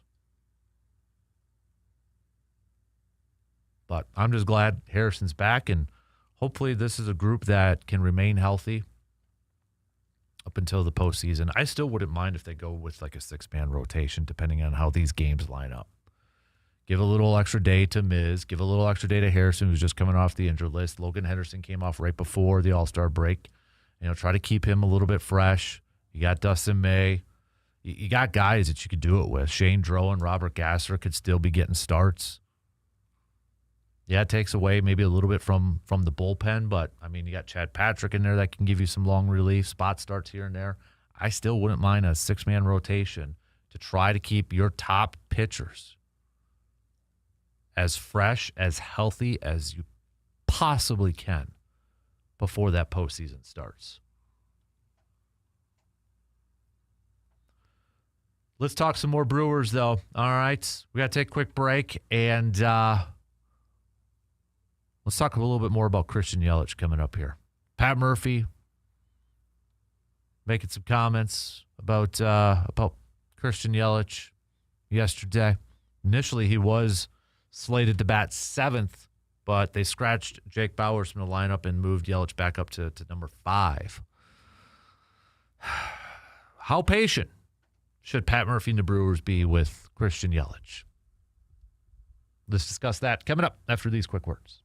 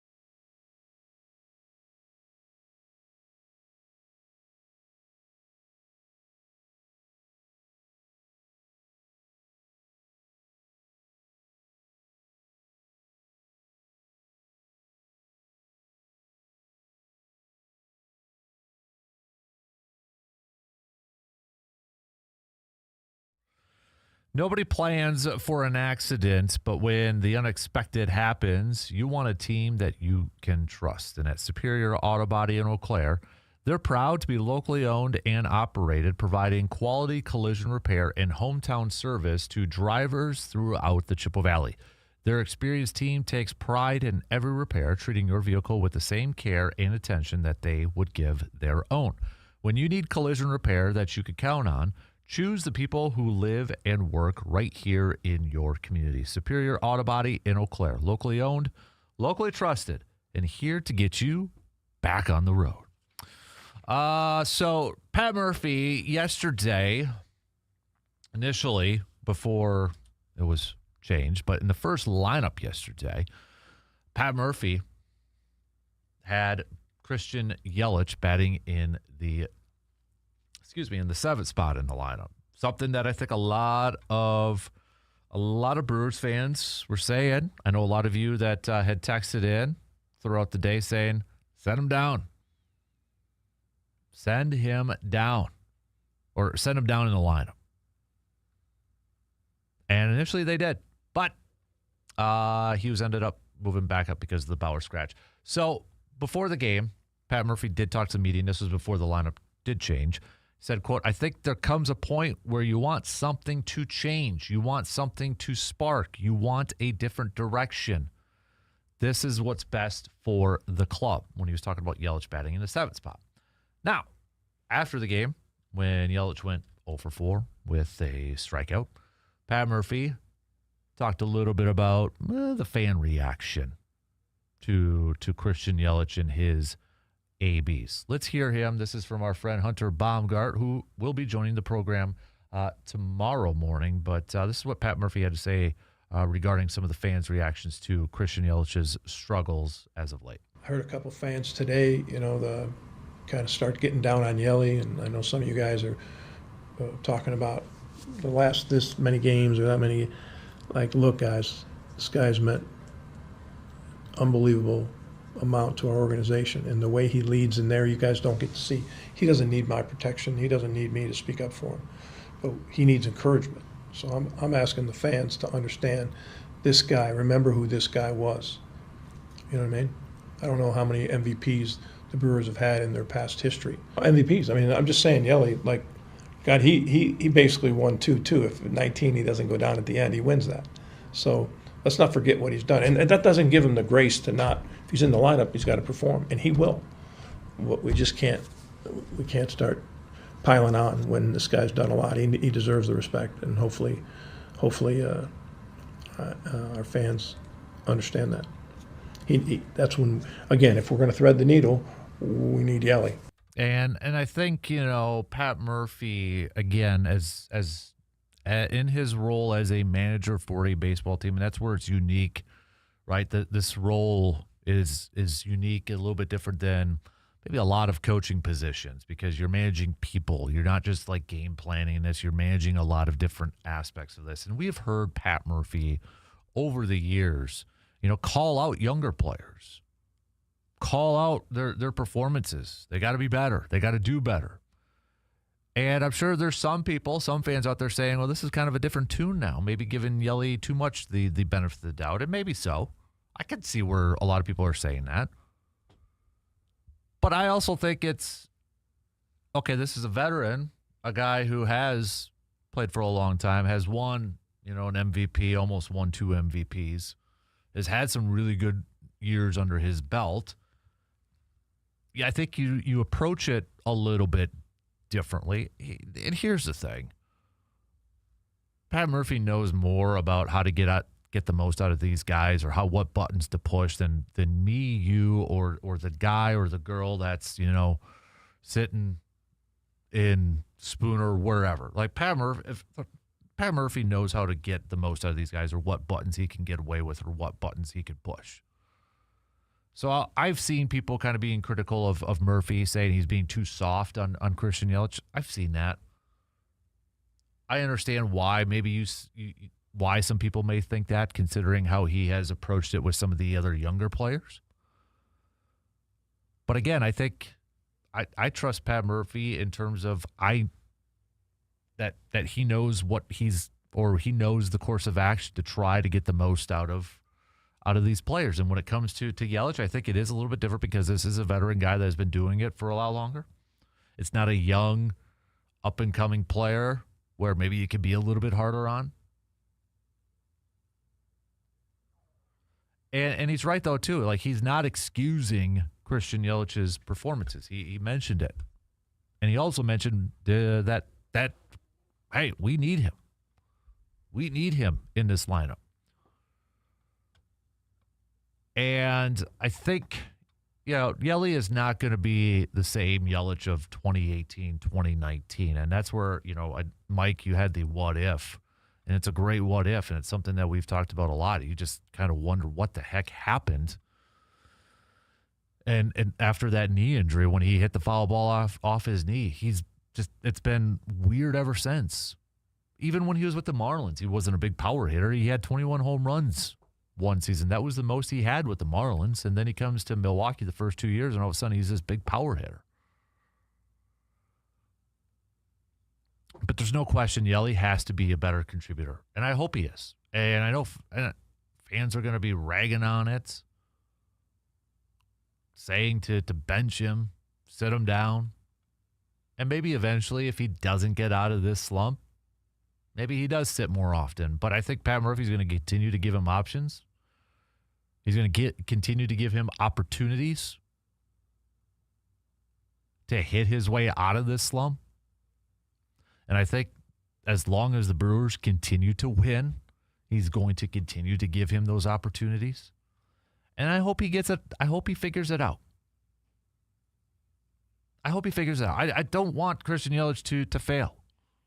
I don't think any fan should feel that way. I don't want him to fail. But there's no question he's got to be better. And if the Brewers are going to be a team that's going to compete for a World Series, they need Christian Yelich to perform better. And it stakes because he began the season, numbers-wise, pretty darn solid. I mean, March, I know it was only a handful of games, but he was hitting 353. Month of April, before he went on the injury list, he was hitting 294. May, 208, June 253, July 205. And in 3 games so far in August, the man is looking for his first hit. Hell, he hasn't even walked. It's a struggle. And I don't want to be all conspiracy theory-ish, but if this does continue to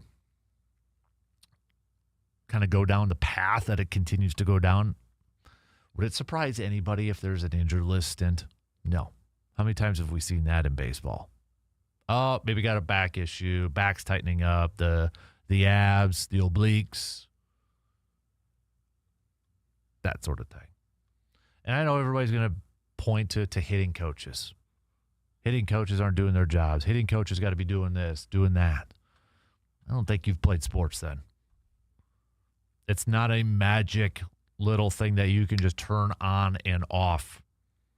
Baseball, any sport, you go through slumps. If it was so easy to turn it off, and if it was so easy to give one little tip or one little adjustment on a swing, we'd never see slumps in any sport. I think at this point it's just become mental. Now it's starting to get into his head. As much as he's trying to probably keep it out of his mind, as much as he's trying to stay focused, we're all human. Some are better at the mental game than others. That's what makes pros so great, because of their ability to play the mental game, to zone that out or tune out all that stuff. My mental game when I played sucked. It was awful. I let it affect me.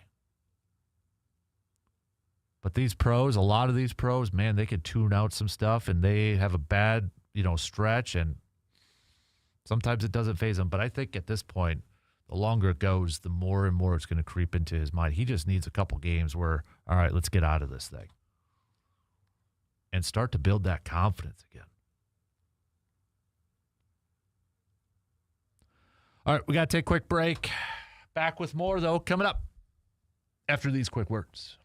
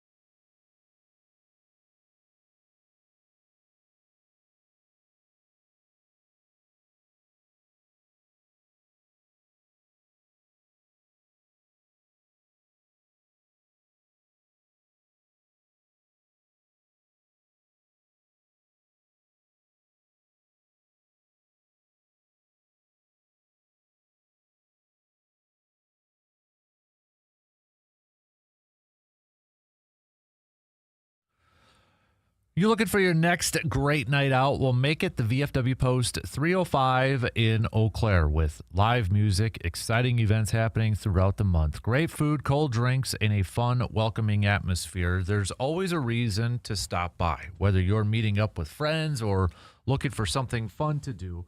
VFW Post 305 has something for everyone. So make sure to follow the VFW Post 305 on Facebook to stay up to date on all their latest events and entertainment, because there's always something going on at the VFW Post 305, located 1300 Star Avenue in Eau Claire. I was just kind of curious, post-trade deadline power rankings, MLB.com, has the Dodgers still at number 1, Brewers number 2. And they put the Brewers got a little guff from their fans for missing out on Skubal, but don't sleep on the acquisition of Dustin May, whose stuff has been great this year. He's had moments of inconsistency, but also moments of dominance. He'll be scary for whoever faces him in the postseason if he's healthy. So, Dustin May, by the way, is scheduled to start tomorrow, I believe is what I saw for the Brewers. Let me see if I can find it really quick. I believe that's...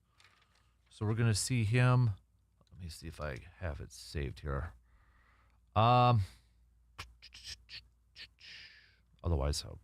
I'm looking in one spot, but I can look somewhere else. I'll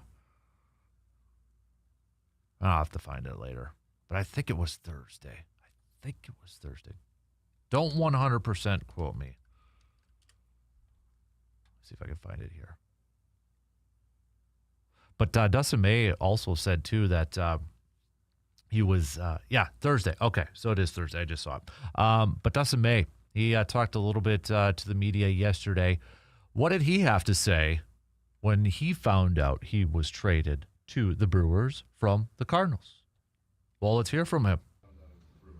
I was stoked. I mean, being able to come to a team that's leading the division by a lot, very good ball club, and got a really good chance to go to the playoffs and make a run. I'm very, very thrilled to be a part of it.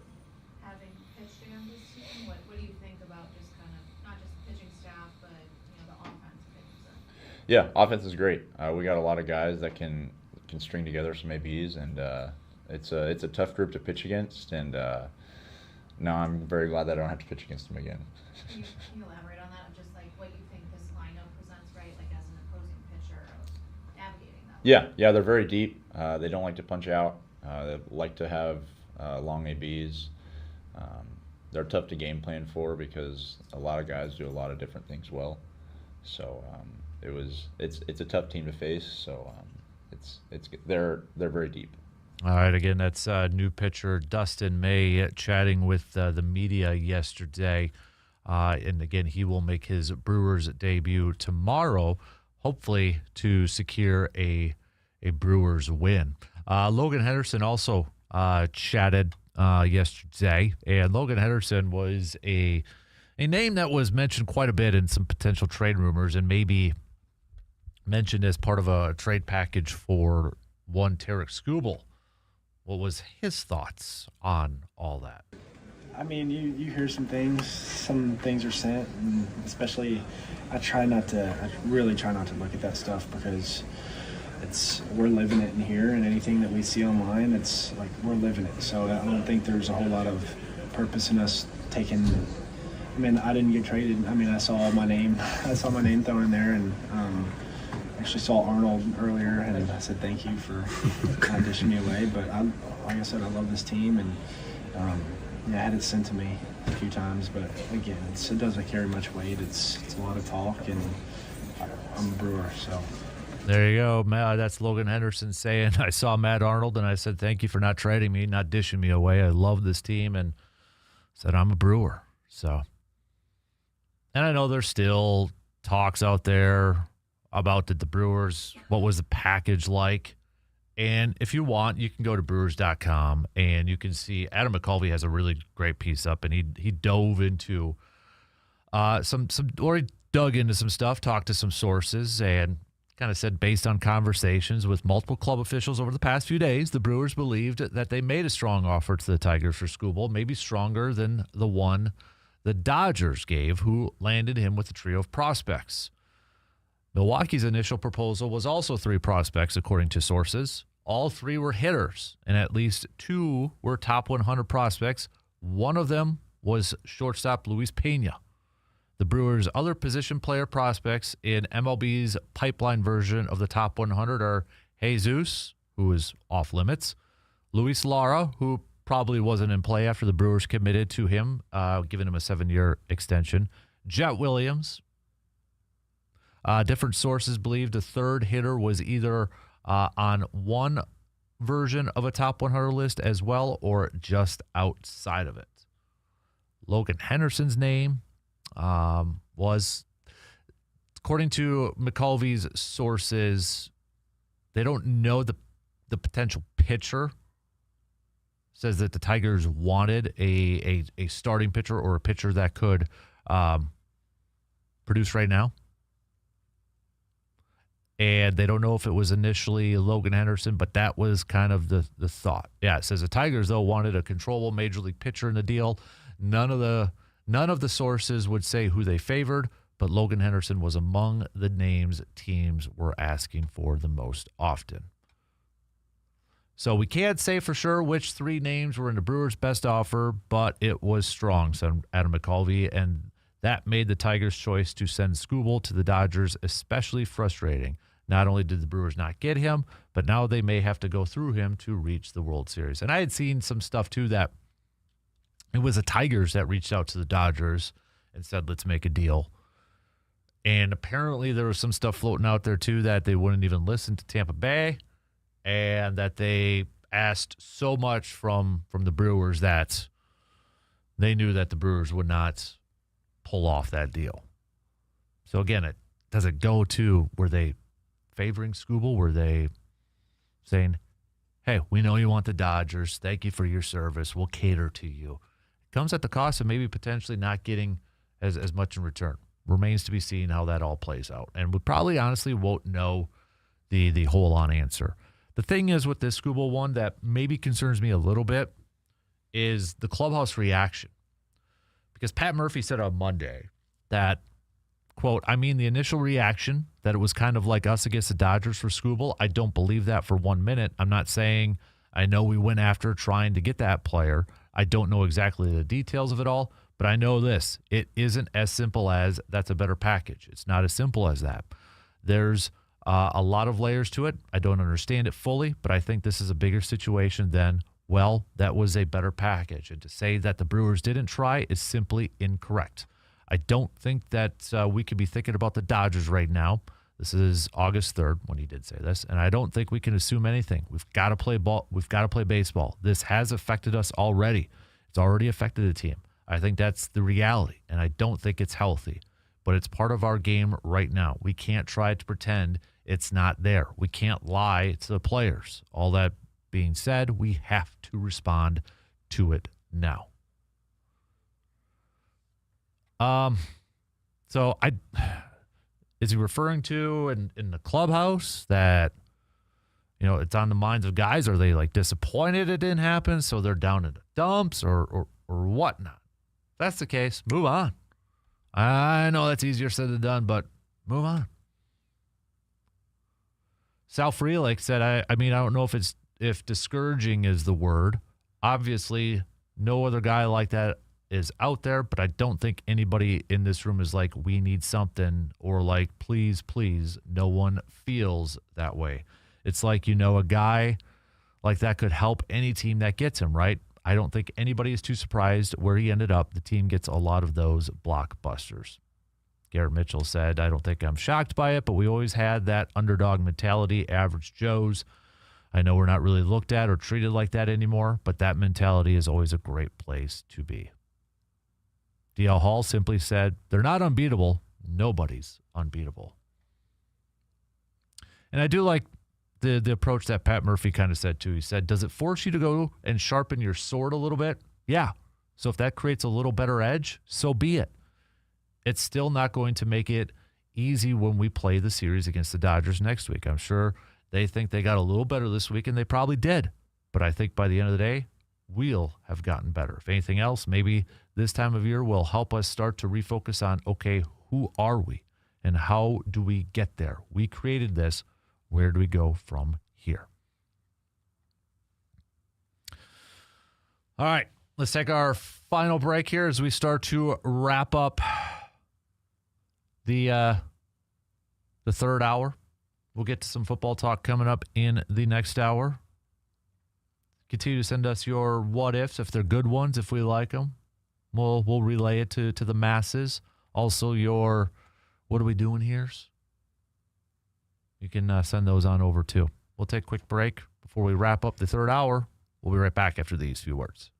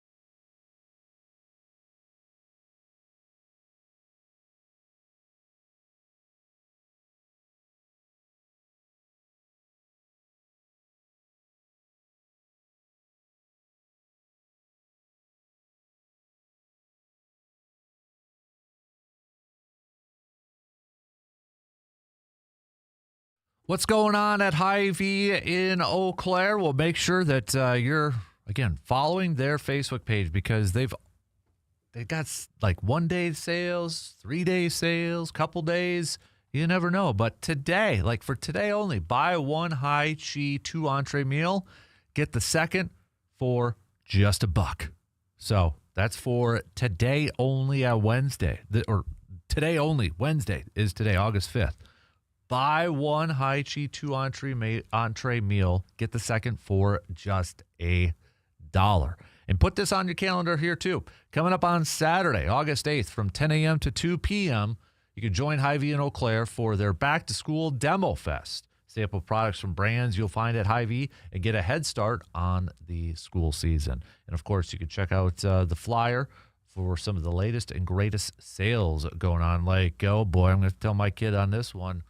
$2.99 Tombstone frozen pizzas. Load up the deep freezer for that. You've got $8.99 Hy-Vee Choice Reserve Boneless Beef New York strip steaks also on sale. And don't forget to take advantage of some of the sales to earn some perks where you can save some money at the gas pump.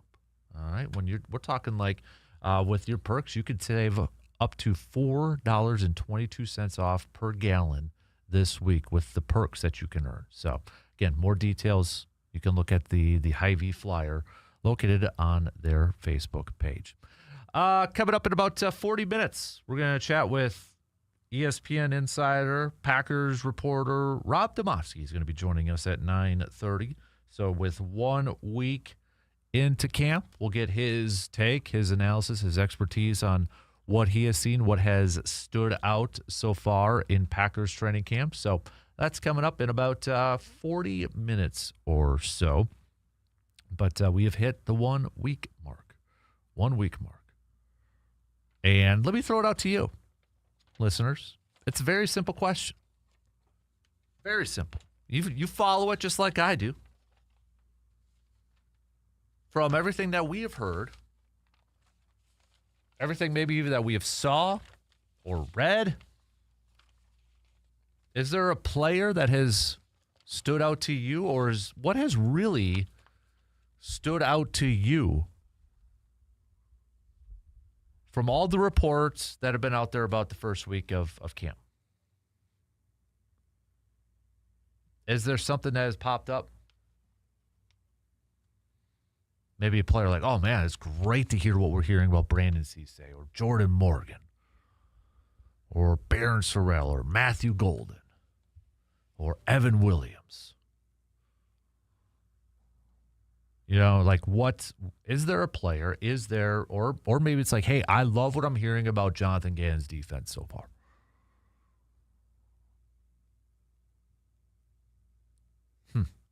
Maybe yeah. All right, you follow it, I follow it. Yeah, it's only 1 week, so I don't want to overreact to a whole lot of it. But, hey, this is what we got to work with. So let me know. You can think about it for a few minutes. And you can send those on over, okay?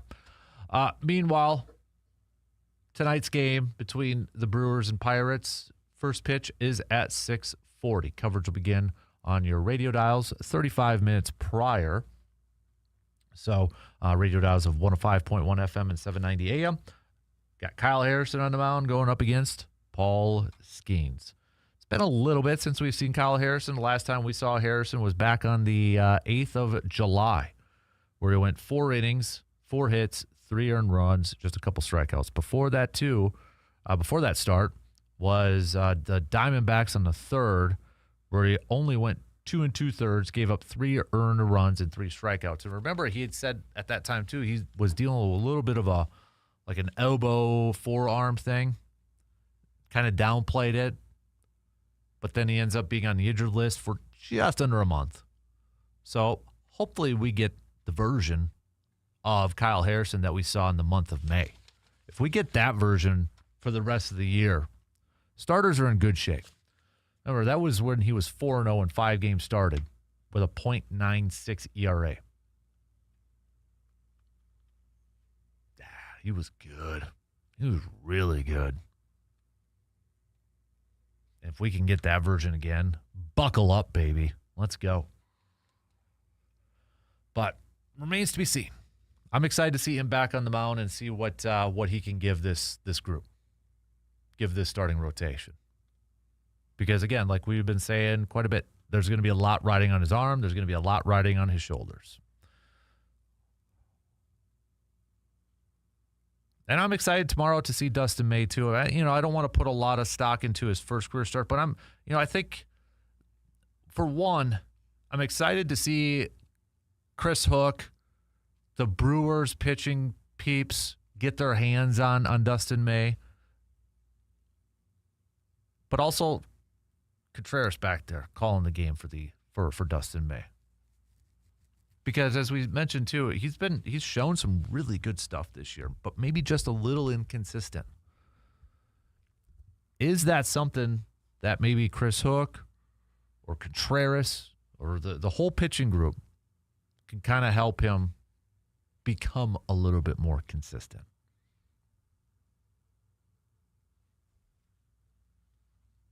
But, yeah, Dustin May will make his first start as a Brewer coming your way tomorrow in the series finale for the Brewers before they begin series with the Twinnies. Yeah. Brewers Twins. Anybody going to that one, too? They got the dice game giveaway. I wish I was going to that one to get one of the bar dice giveaway. Oh, that thing is so cool.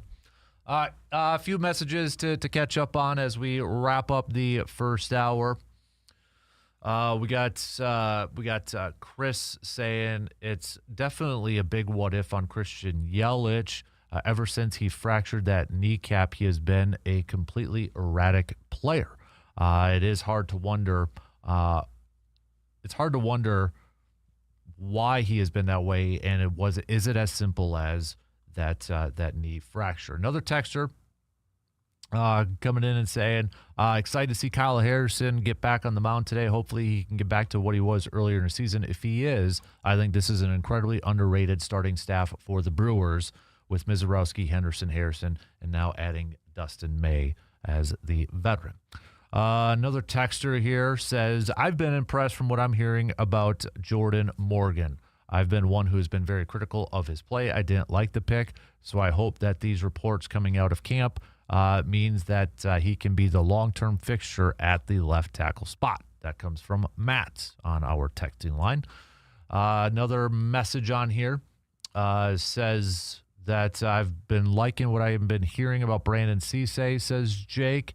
I think he's going to be an opening day starter for the Packers on the outside of Keyshawn Nixon. Another texter says, I haven't heard a whole lot about Marshawn Lloyd. You're right. I guess I haven't heard a whole lot about Marshawn Lloyd either. Maybe we'll ask Rob that coming up at the back end or at the halfway mark of the next hour. But a couple more messages here before the shot clock cuts me off. Another texter, Jack. Jack chimes in. Saying, I've been liking what I've been hearing about Matthew Golden. I think people are ripping on his rookie year too much, but I don't think it was his fault. I think it was a byproduct of Matt LaFleur and the offense not featuring him more. I think he is going to surprise a lot of people this year and be an absolute stud within this offense. Another texter says, good to see Jackson Churio hitting here well as of late. Dinger last night, 3 hits. If Yelich is going to continue to struggle, that puts more pressure on our other hitters like Jackson Churio, Bryce Terang, and Contreras. Yeah, you had Jackson Churio last night, collected a couple hits. If you look at it, his last 60 at-bats, Churio has been hitting .283. Last 7 games, he's been up to a .310. So far on the season, Jackson Churio, 14 home runs, .280 average, an OPS of an .805. He's actually, this year, his numbers are better than his career numbers so far. Like, he's a career .274 hitter, and he's hitting .280 this year. His on-base percentage is a .337 this year. He's a career .322. His OPS, .805 this year, career .786. Now, he's probably not going to get to 2020. He's only got 10 stolen bases. Could hit up to 20 home runs. But I think, is it fair to say maybe Chirico's having a quiet, very solid year? I think so. Kind of quietly. But you're right. I mean, if Yelich is going to continue to struggle at the plate, it puts more pressure on these other hitters. It puts more pressure on not only the ones that you mentioned, but I would even say Pratt and Vaughn and Bowers and Lara or whoever's going to be, Ortiz even, for crying out loud. It definitely puts a lot more pressure on those guys. And on your pitching staff, the young pitching staff too.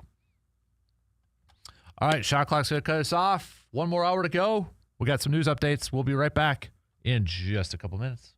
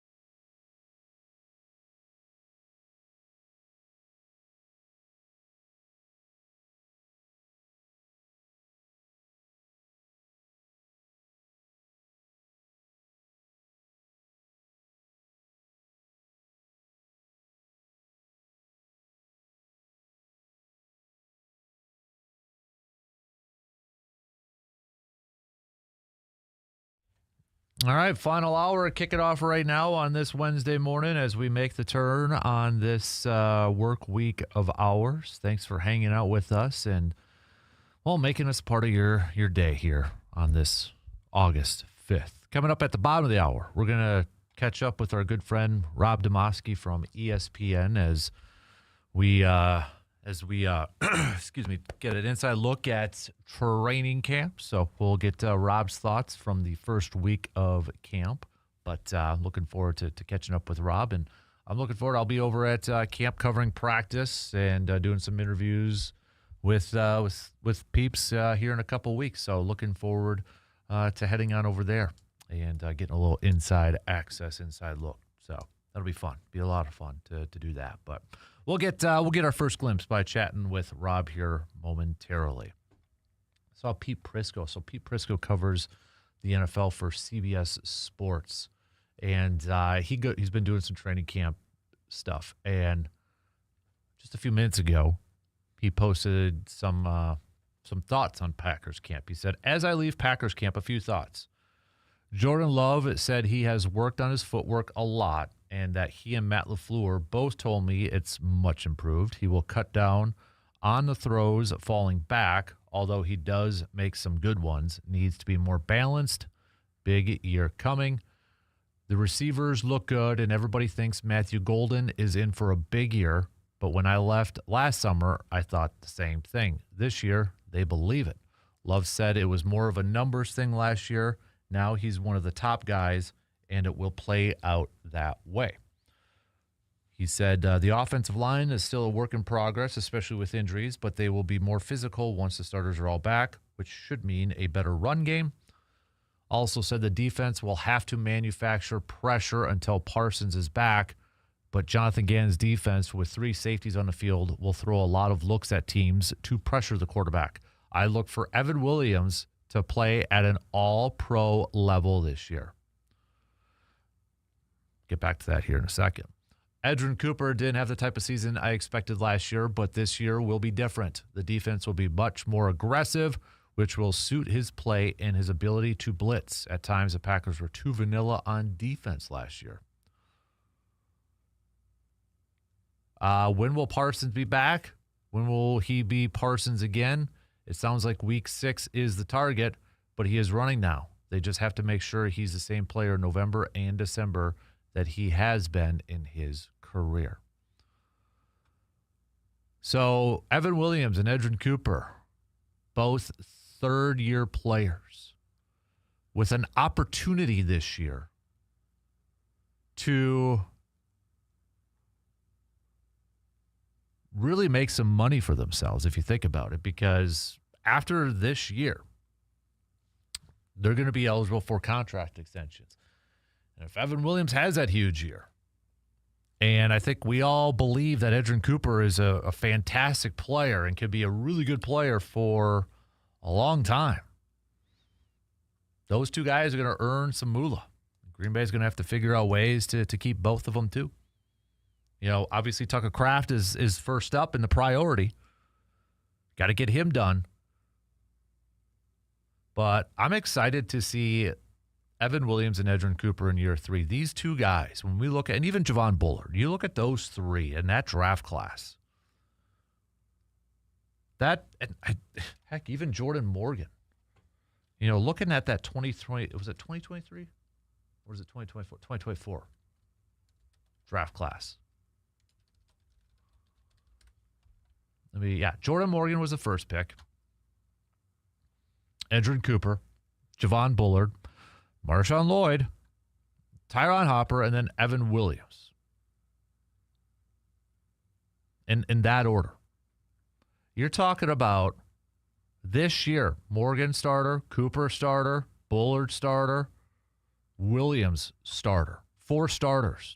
And hopefully Marshawn Lloyd, a little bit more of a contributor. But I'm excited to see what Evan Williams does in this defense. The more we hear about him and kind of how he's been utilized in the first week. The thing that has really, I think, suffered mostly in the first year when they had Evan Williams and Javon Bullard as rookies, and then you'd have an injury to the safety group, and then you'd have to really shuffle things around. But I'm excited to see this Jonathan Gannon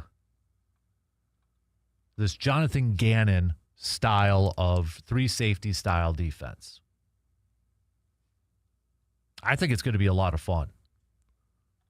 And I think from all reports, again, that we're seeing out there, it's going to be uber aggressive, super aggressive, blitzing.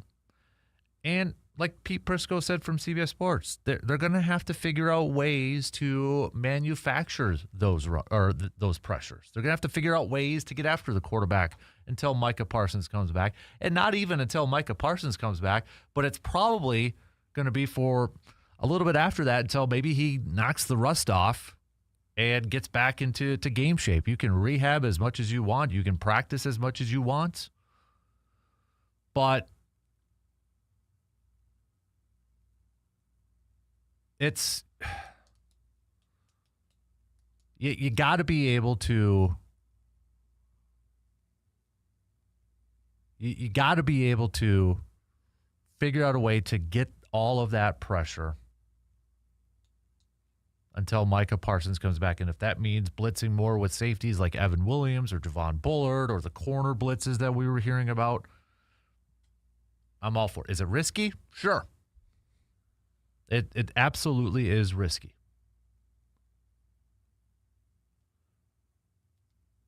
Yeah.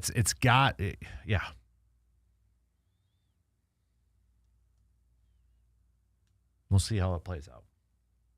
But anyways, we'll talk to Rob coming up here at the bottom of the hour and get his insight on it. Let's catch up. I did have a text I forgot to get to here before the top of the hour. Texter said, where did it go here? Oh, yeah, here it is.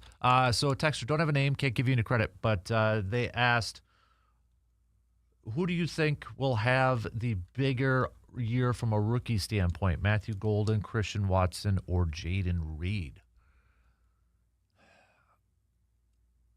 I think Watson, if you go by stats, I think Watson's going to be the guy that has the biggest contributions number-wise, stats-wise. I think you're going to see improved numbers more, and it's just going to be based off of opportunities. You're going to see improved numbers from Matthew Golden. You know, Jaden Reed, I could see Jaden Reed having similar numbers to what he did his first couple of years. When you kind of look at what he did his first couple years in the league, 793 yards his rookie year, 8 touchdowns, 857 yards his second year, 6 touchdowns. Last year, he played in just 7 games and only 200 yards, a little over 200 yards in 1 touchdown catch. I could see Reed going back to those types of numbers that he put up his first 2 years. And I think those are solid. Because, again, we got to factor in, we talk about receivers. I know a lot of people are going to be focused on the receivers, but we got to throw in Tucker Kraft in this thing too. Tucker Kraft is going to be a big focal point, big part of this offense. So he's going to take away some of those catches. He's going to take away some of those opportunities. But if we throw a Tucker Kraft in this, I could see it being Kraft and Watson. All right, let's set the line. Do you think Tucker and Watson both over 1,000 yards this year, or is that too much? Let's wait and get to that when we get closer to the season. We make some bold predictions. But if we're just looking at wide receivers, numbers wise, I'd probably go Watson. All right, we got to take a quick break. We'll get back to some more Packers talk here in a little bit, coming up at about 15 minutes. I got a couple of Brewers things to get to here, so I want to do that. But let's take a quick break, and we'll be right back in just a few minutes.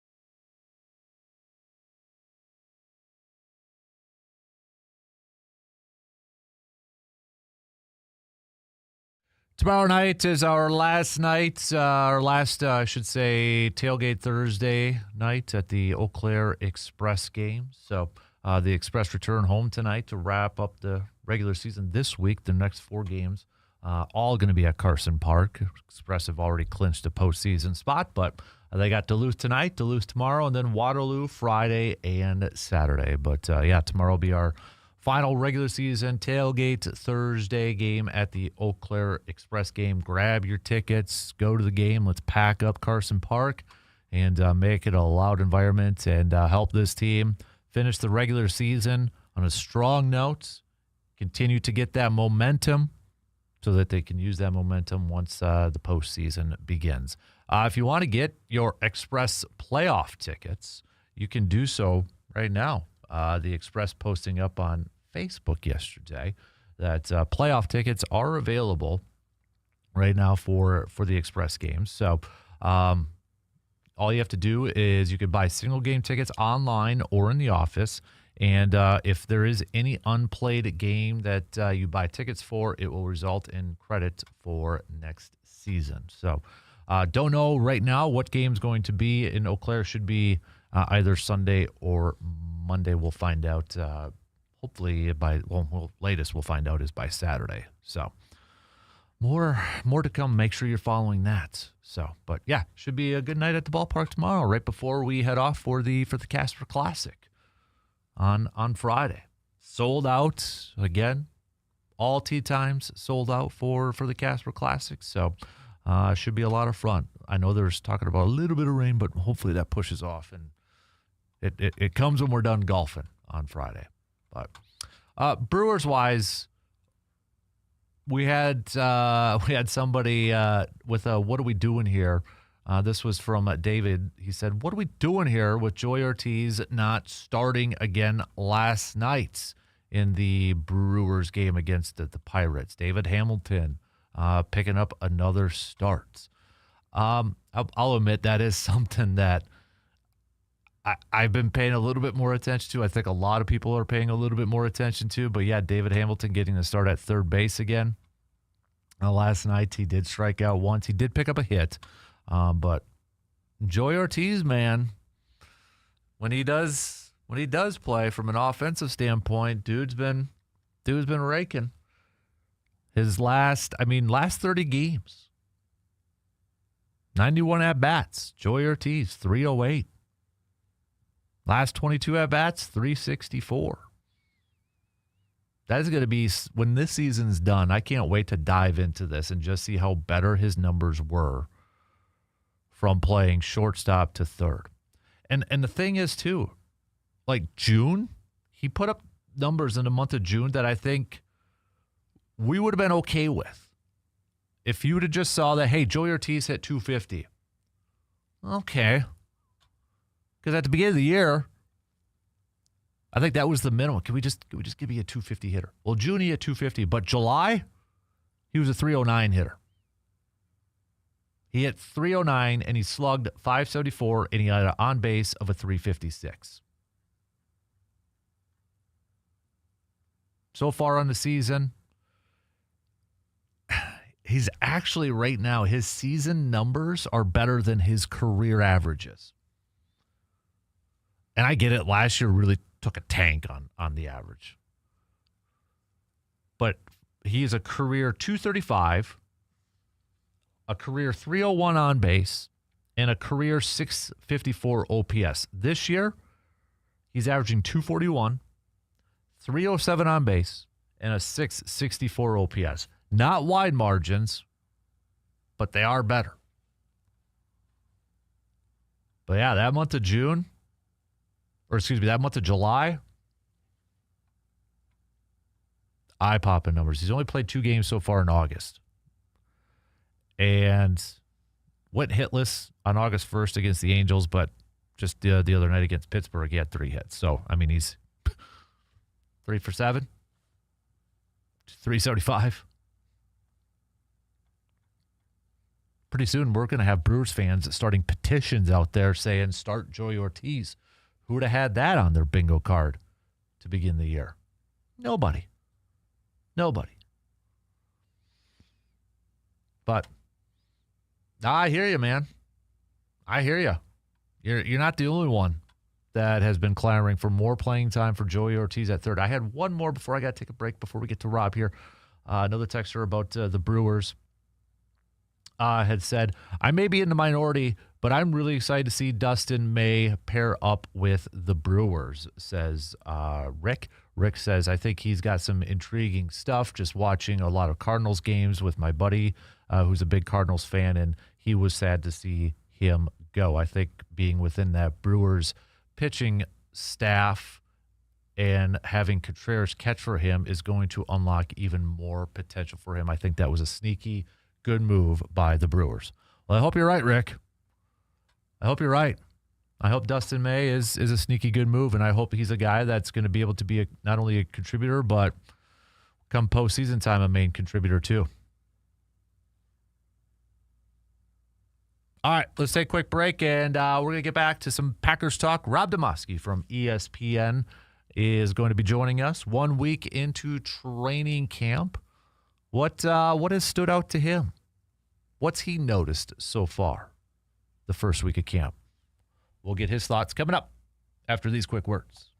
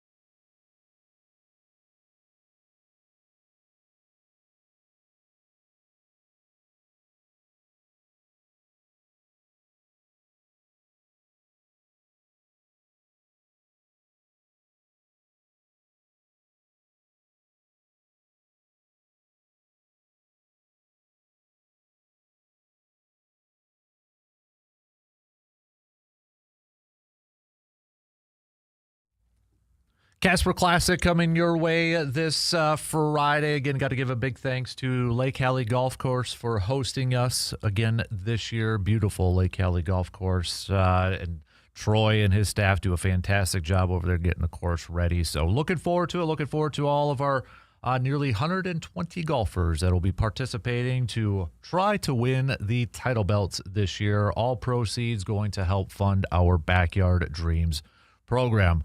Maybe one year we can get our next guest, who's a big-time golfer himself, Mr. Rob Demovsky, who is joining us here this morning. Maybe we could get you up here one of these years, Rob, to golf in our golf outing. But we appreciate you taking some time this morning and chatting a little green and gold with us. No problem, Dan. How are you? Not bad. Can you believe 1 week already into training camp? 1 week from today, or 1 week ago today, camp began? It feels like it's been a month because so much happens at training camp. Like one day, it seems like so long ago because you fill your notebook with all these different things that happen in camp and what people say.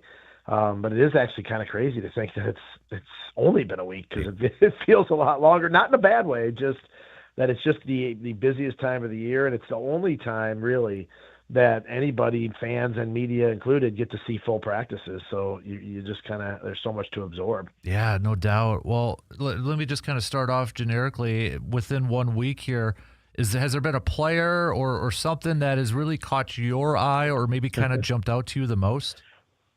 Well, I'm sure that if we went back into the archives and looked up when we talked at this time last year, I would have told you Matthew Golden. And that didn't exactly, not necessarily fault of his own, but that he didn't necessarily have the big impact that, we all thought he would because he was unbelievable in training camp. And I'll say this, he's been all over the place catching everything in camp this year. But I'll give you another rookie just because of the opportunity. Two of them really, that he's got the opportunity. First off is Brandon Cisse, their cornerback. He started camp sort of as the third guy, not necessarily the slot guy, but just a third in the cornerback on depth chart. And then Carrington Valentine got hurt a few days ago, and Cisse's been pretty much in there the entire time. And he gives up some plays, and I might tell you how great he's been. And then week one, Justin Jefferson's going to go 10 catches for 150 yards and 2 touchdowns or something. But he's been really good. He's fast. He's physical. Matt LaFleur praised him yesterday for just how he approaches it and how he studies, how diligent he is, all those kind of things. And then, Chris McClellan, their defensive tackle, has been in the mix. When it comes to there's no sacks obviously in practice, but he's pushing the pocket, pushing people into the quarterback. And as you know, man, they need some pass rush early on without Micah. And Chris McClellan, number 55, might be a guy to keep an eye on. You mentioned Micah Parsons. Lucas Van Ness is obviously going to be, one starter. Yeah. Has somebody emerged at least through the first week that could be the starter opposite of him until Micah comes back?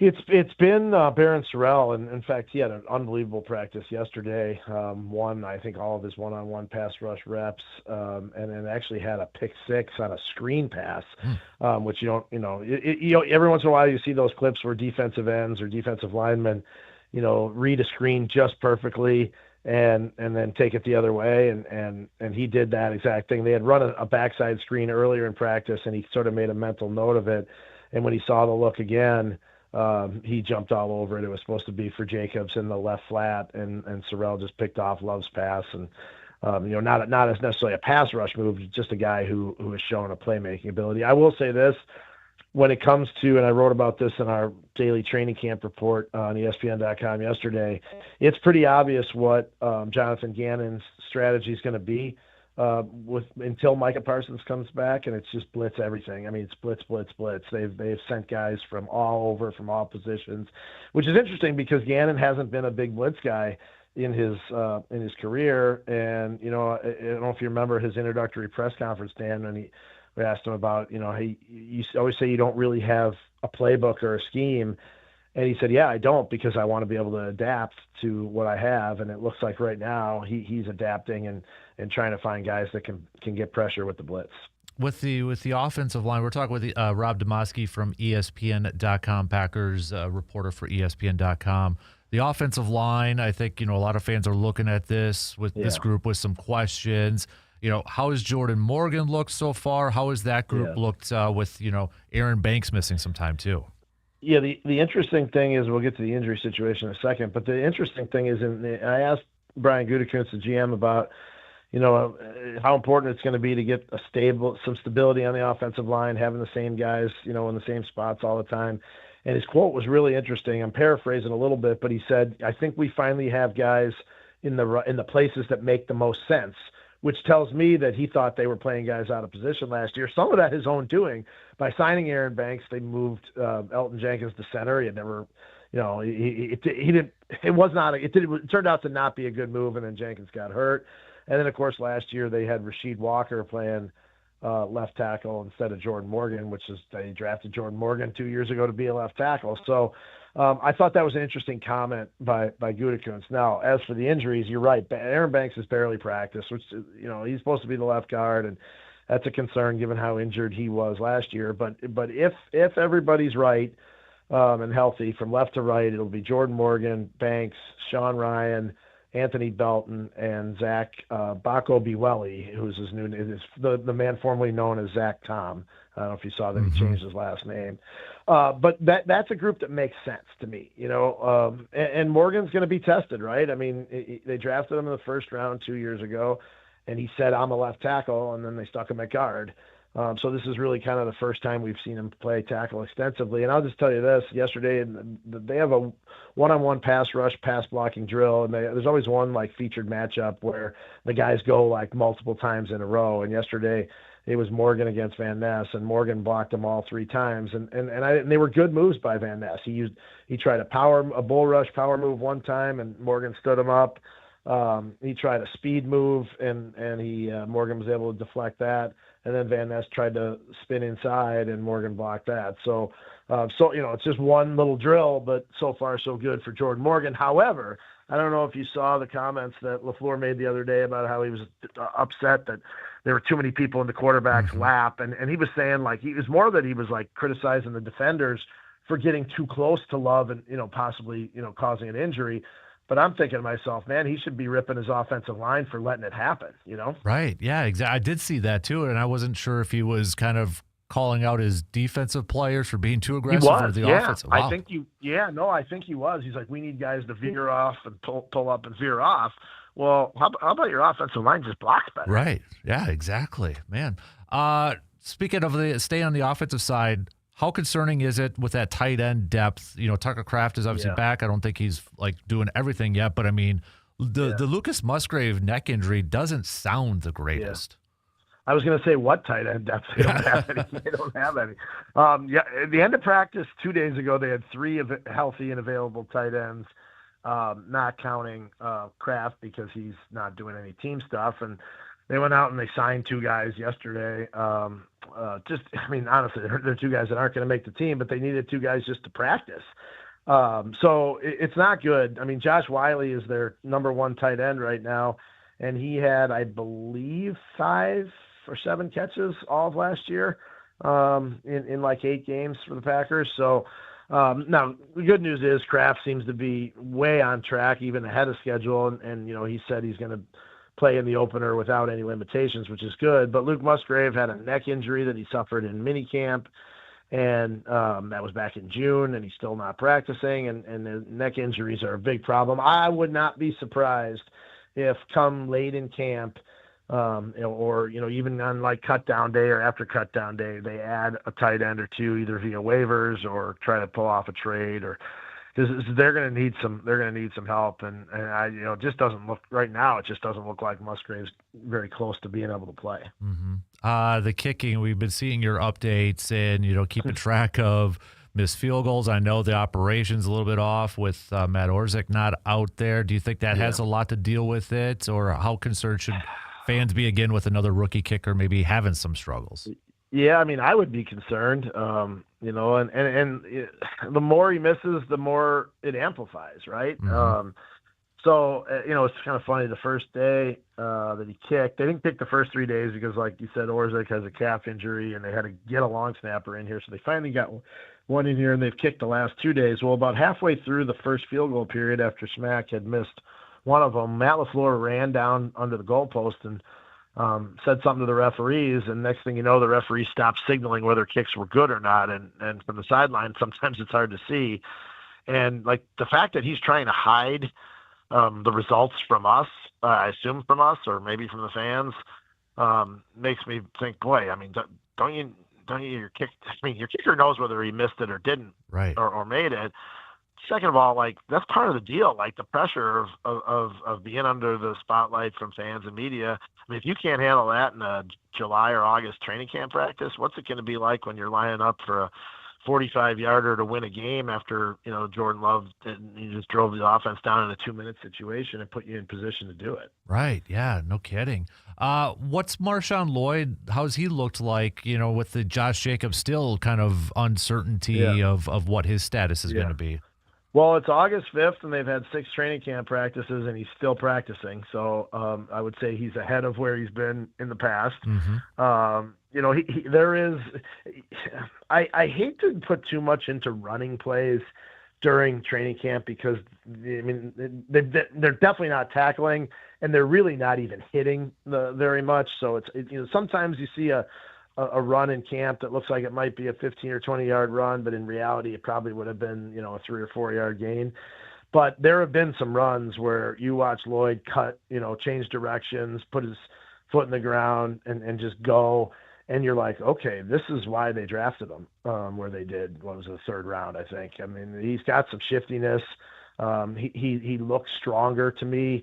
I'm sure it's all part of all the work he did to try to stay healthy. And remember, this is a guy who has played in 1 game in 2 years.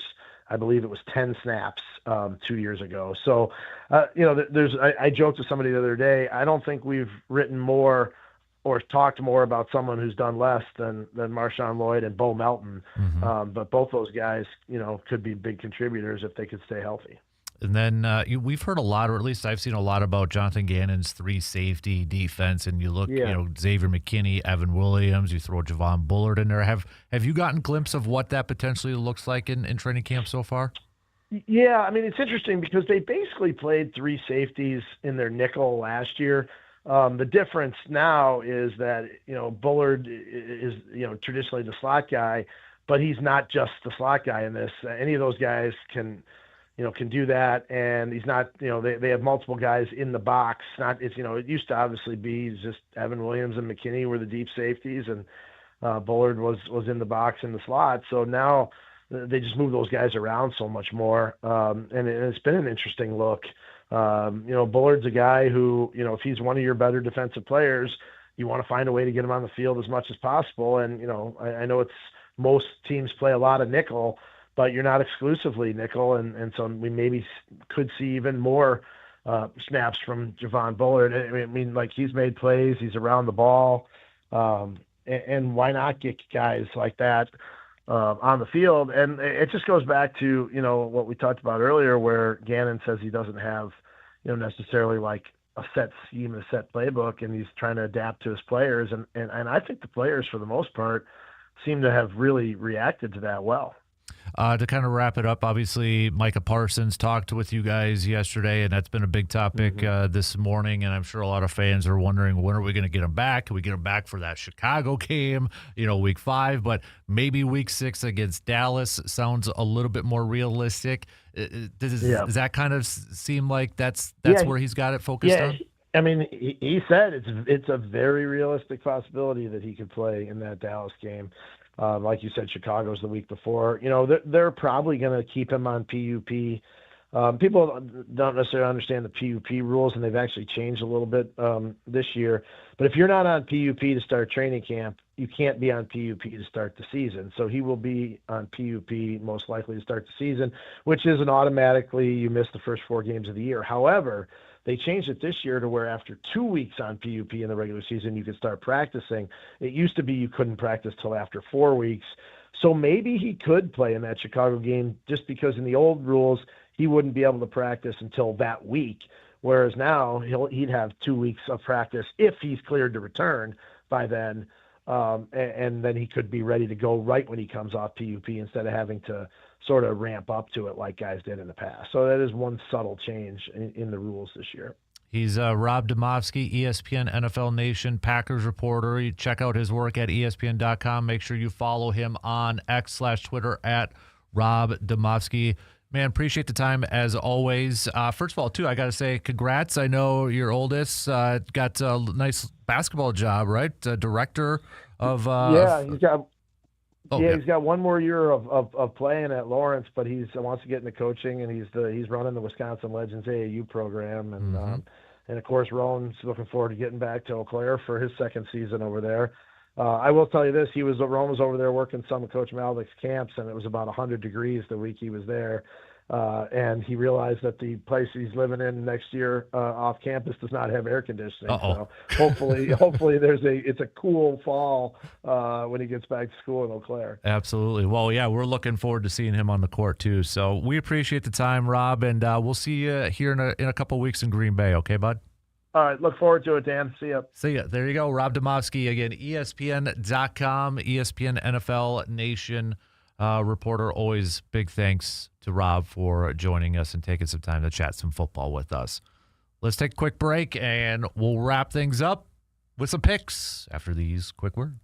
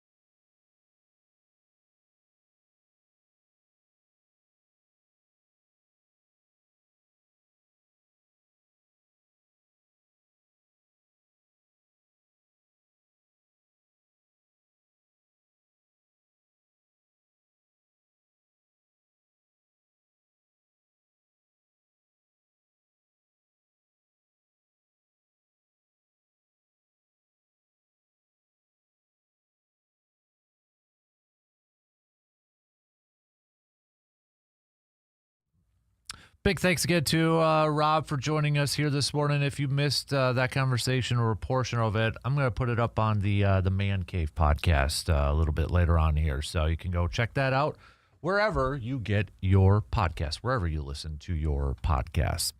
All right, let's wrap it up with some picks, shall we? We got baseball games to get to here on this Wednesday. Let's start it off with Toronto taking on Houston. I'll go Blue Jays. Why not? We've got Dodgers, Cubs. I mean, the Cubs have won the first two. Dodgers got to do something here, right? So I'll go Dodgers for this one. Giants versus the Rangers. I'll go Rangers. Tampa, Colorado, Tampa. Angels versus Baltimore. I'll go with Baltimore. Athletics versus the Reds. I'll go with Cincinnati. Mets versus Cleveland. I'll go with Cleveland. Washington, Philadelphia. Going with Phillies. Cardinals, Yankees. I'll go Yankees. White Sox, Boston. Boston's got Sonny Gray, so I'll go Boston. Miami versus Atlanta. I'll go with the Braves. Minnesota versus Kansas City. Give me the Twins. Tigers versus the Mariners. Tigers 8-0 win last night. I'll go Mariners tonight, though. Padres and Arizona.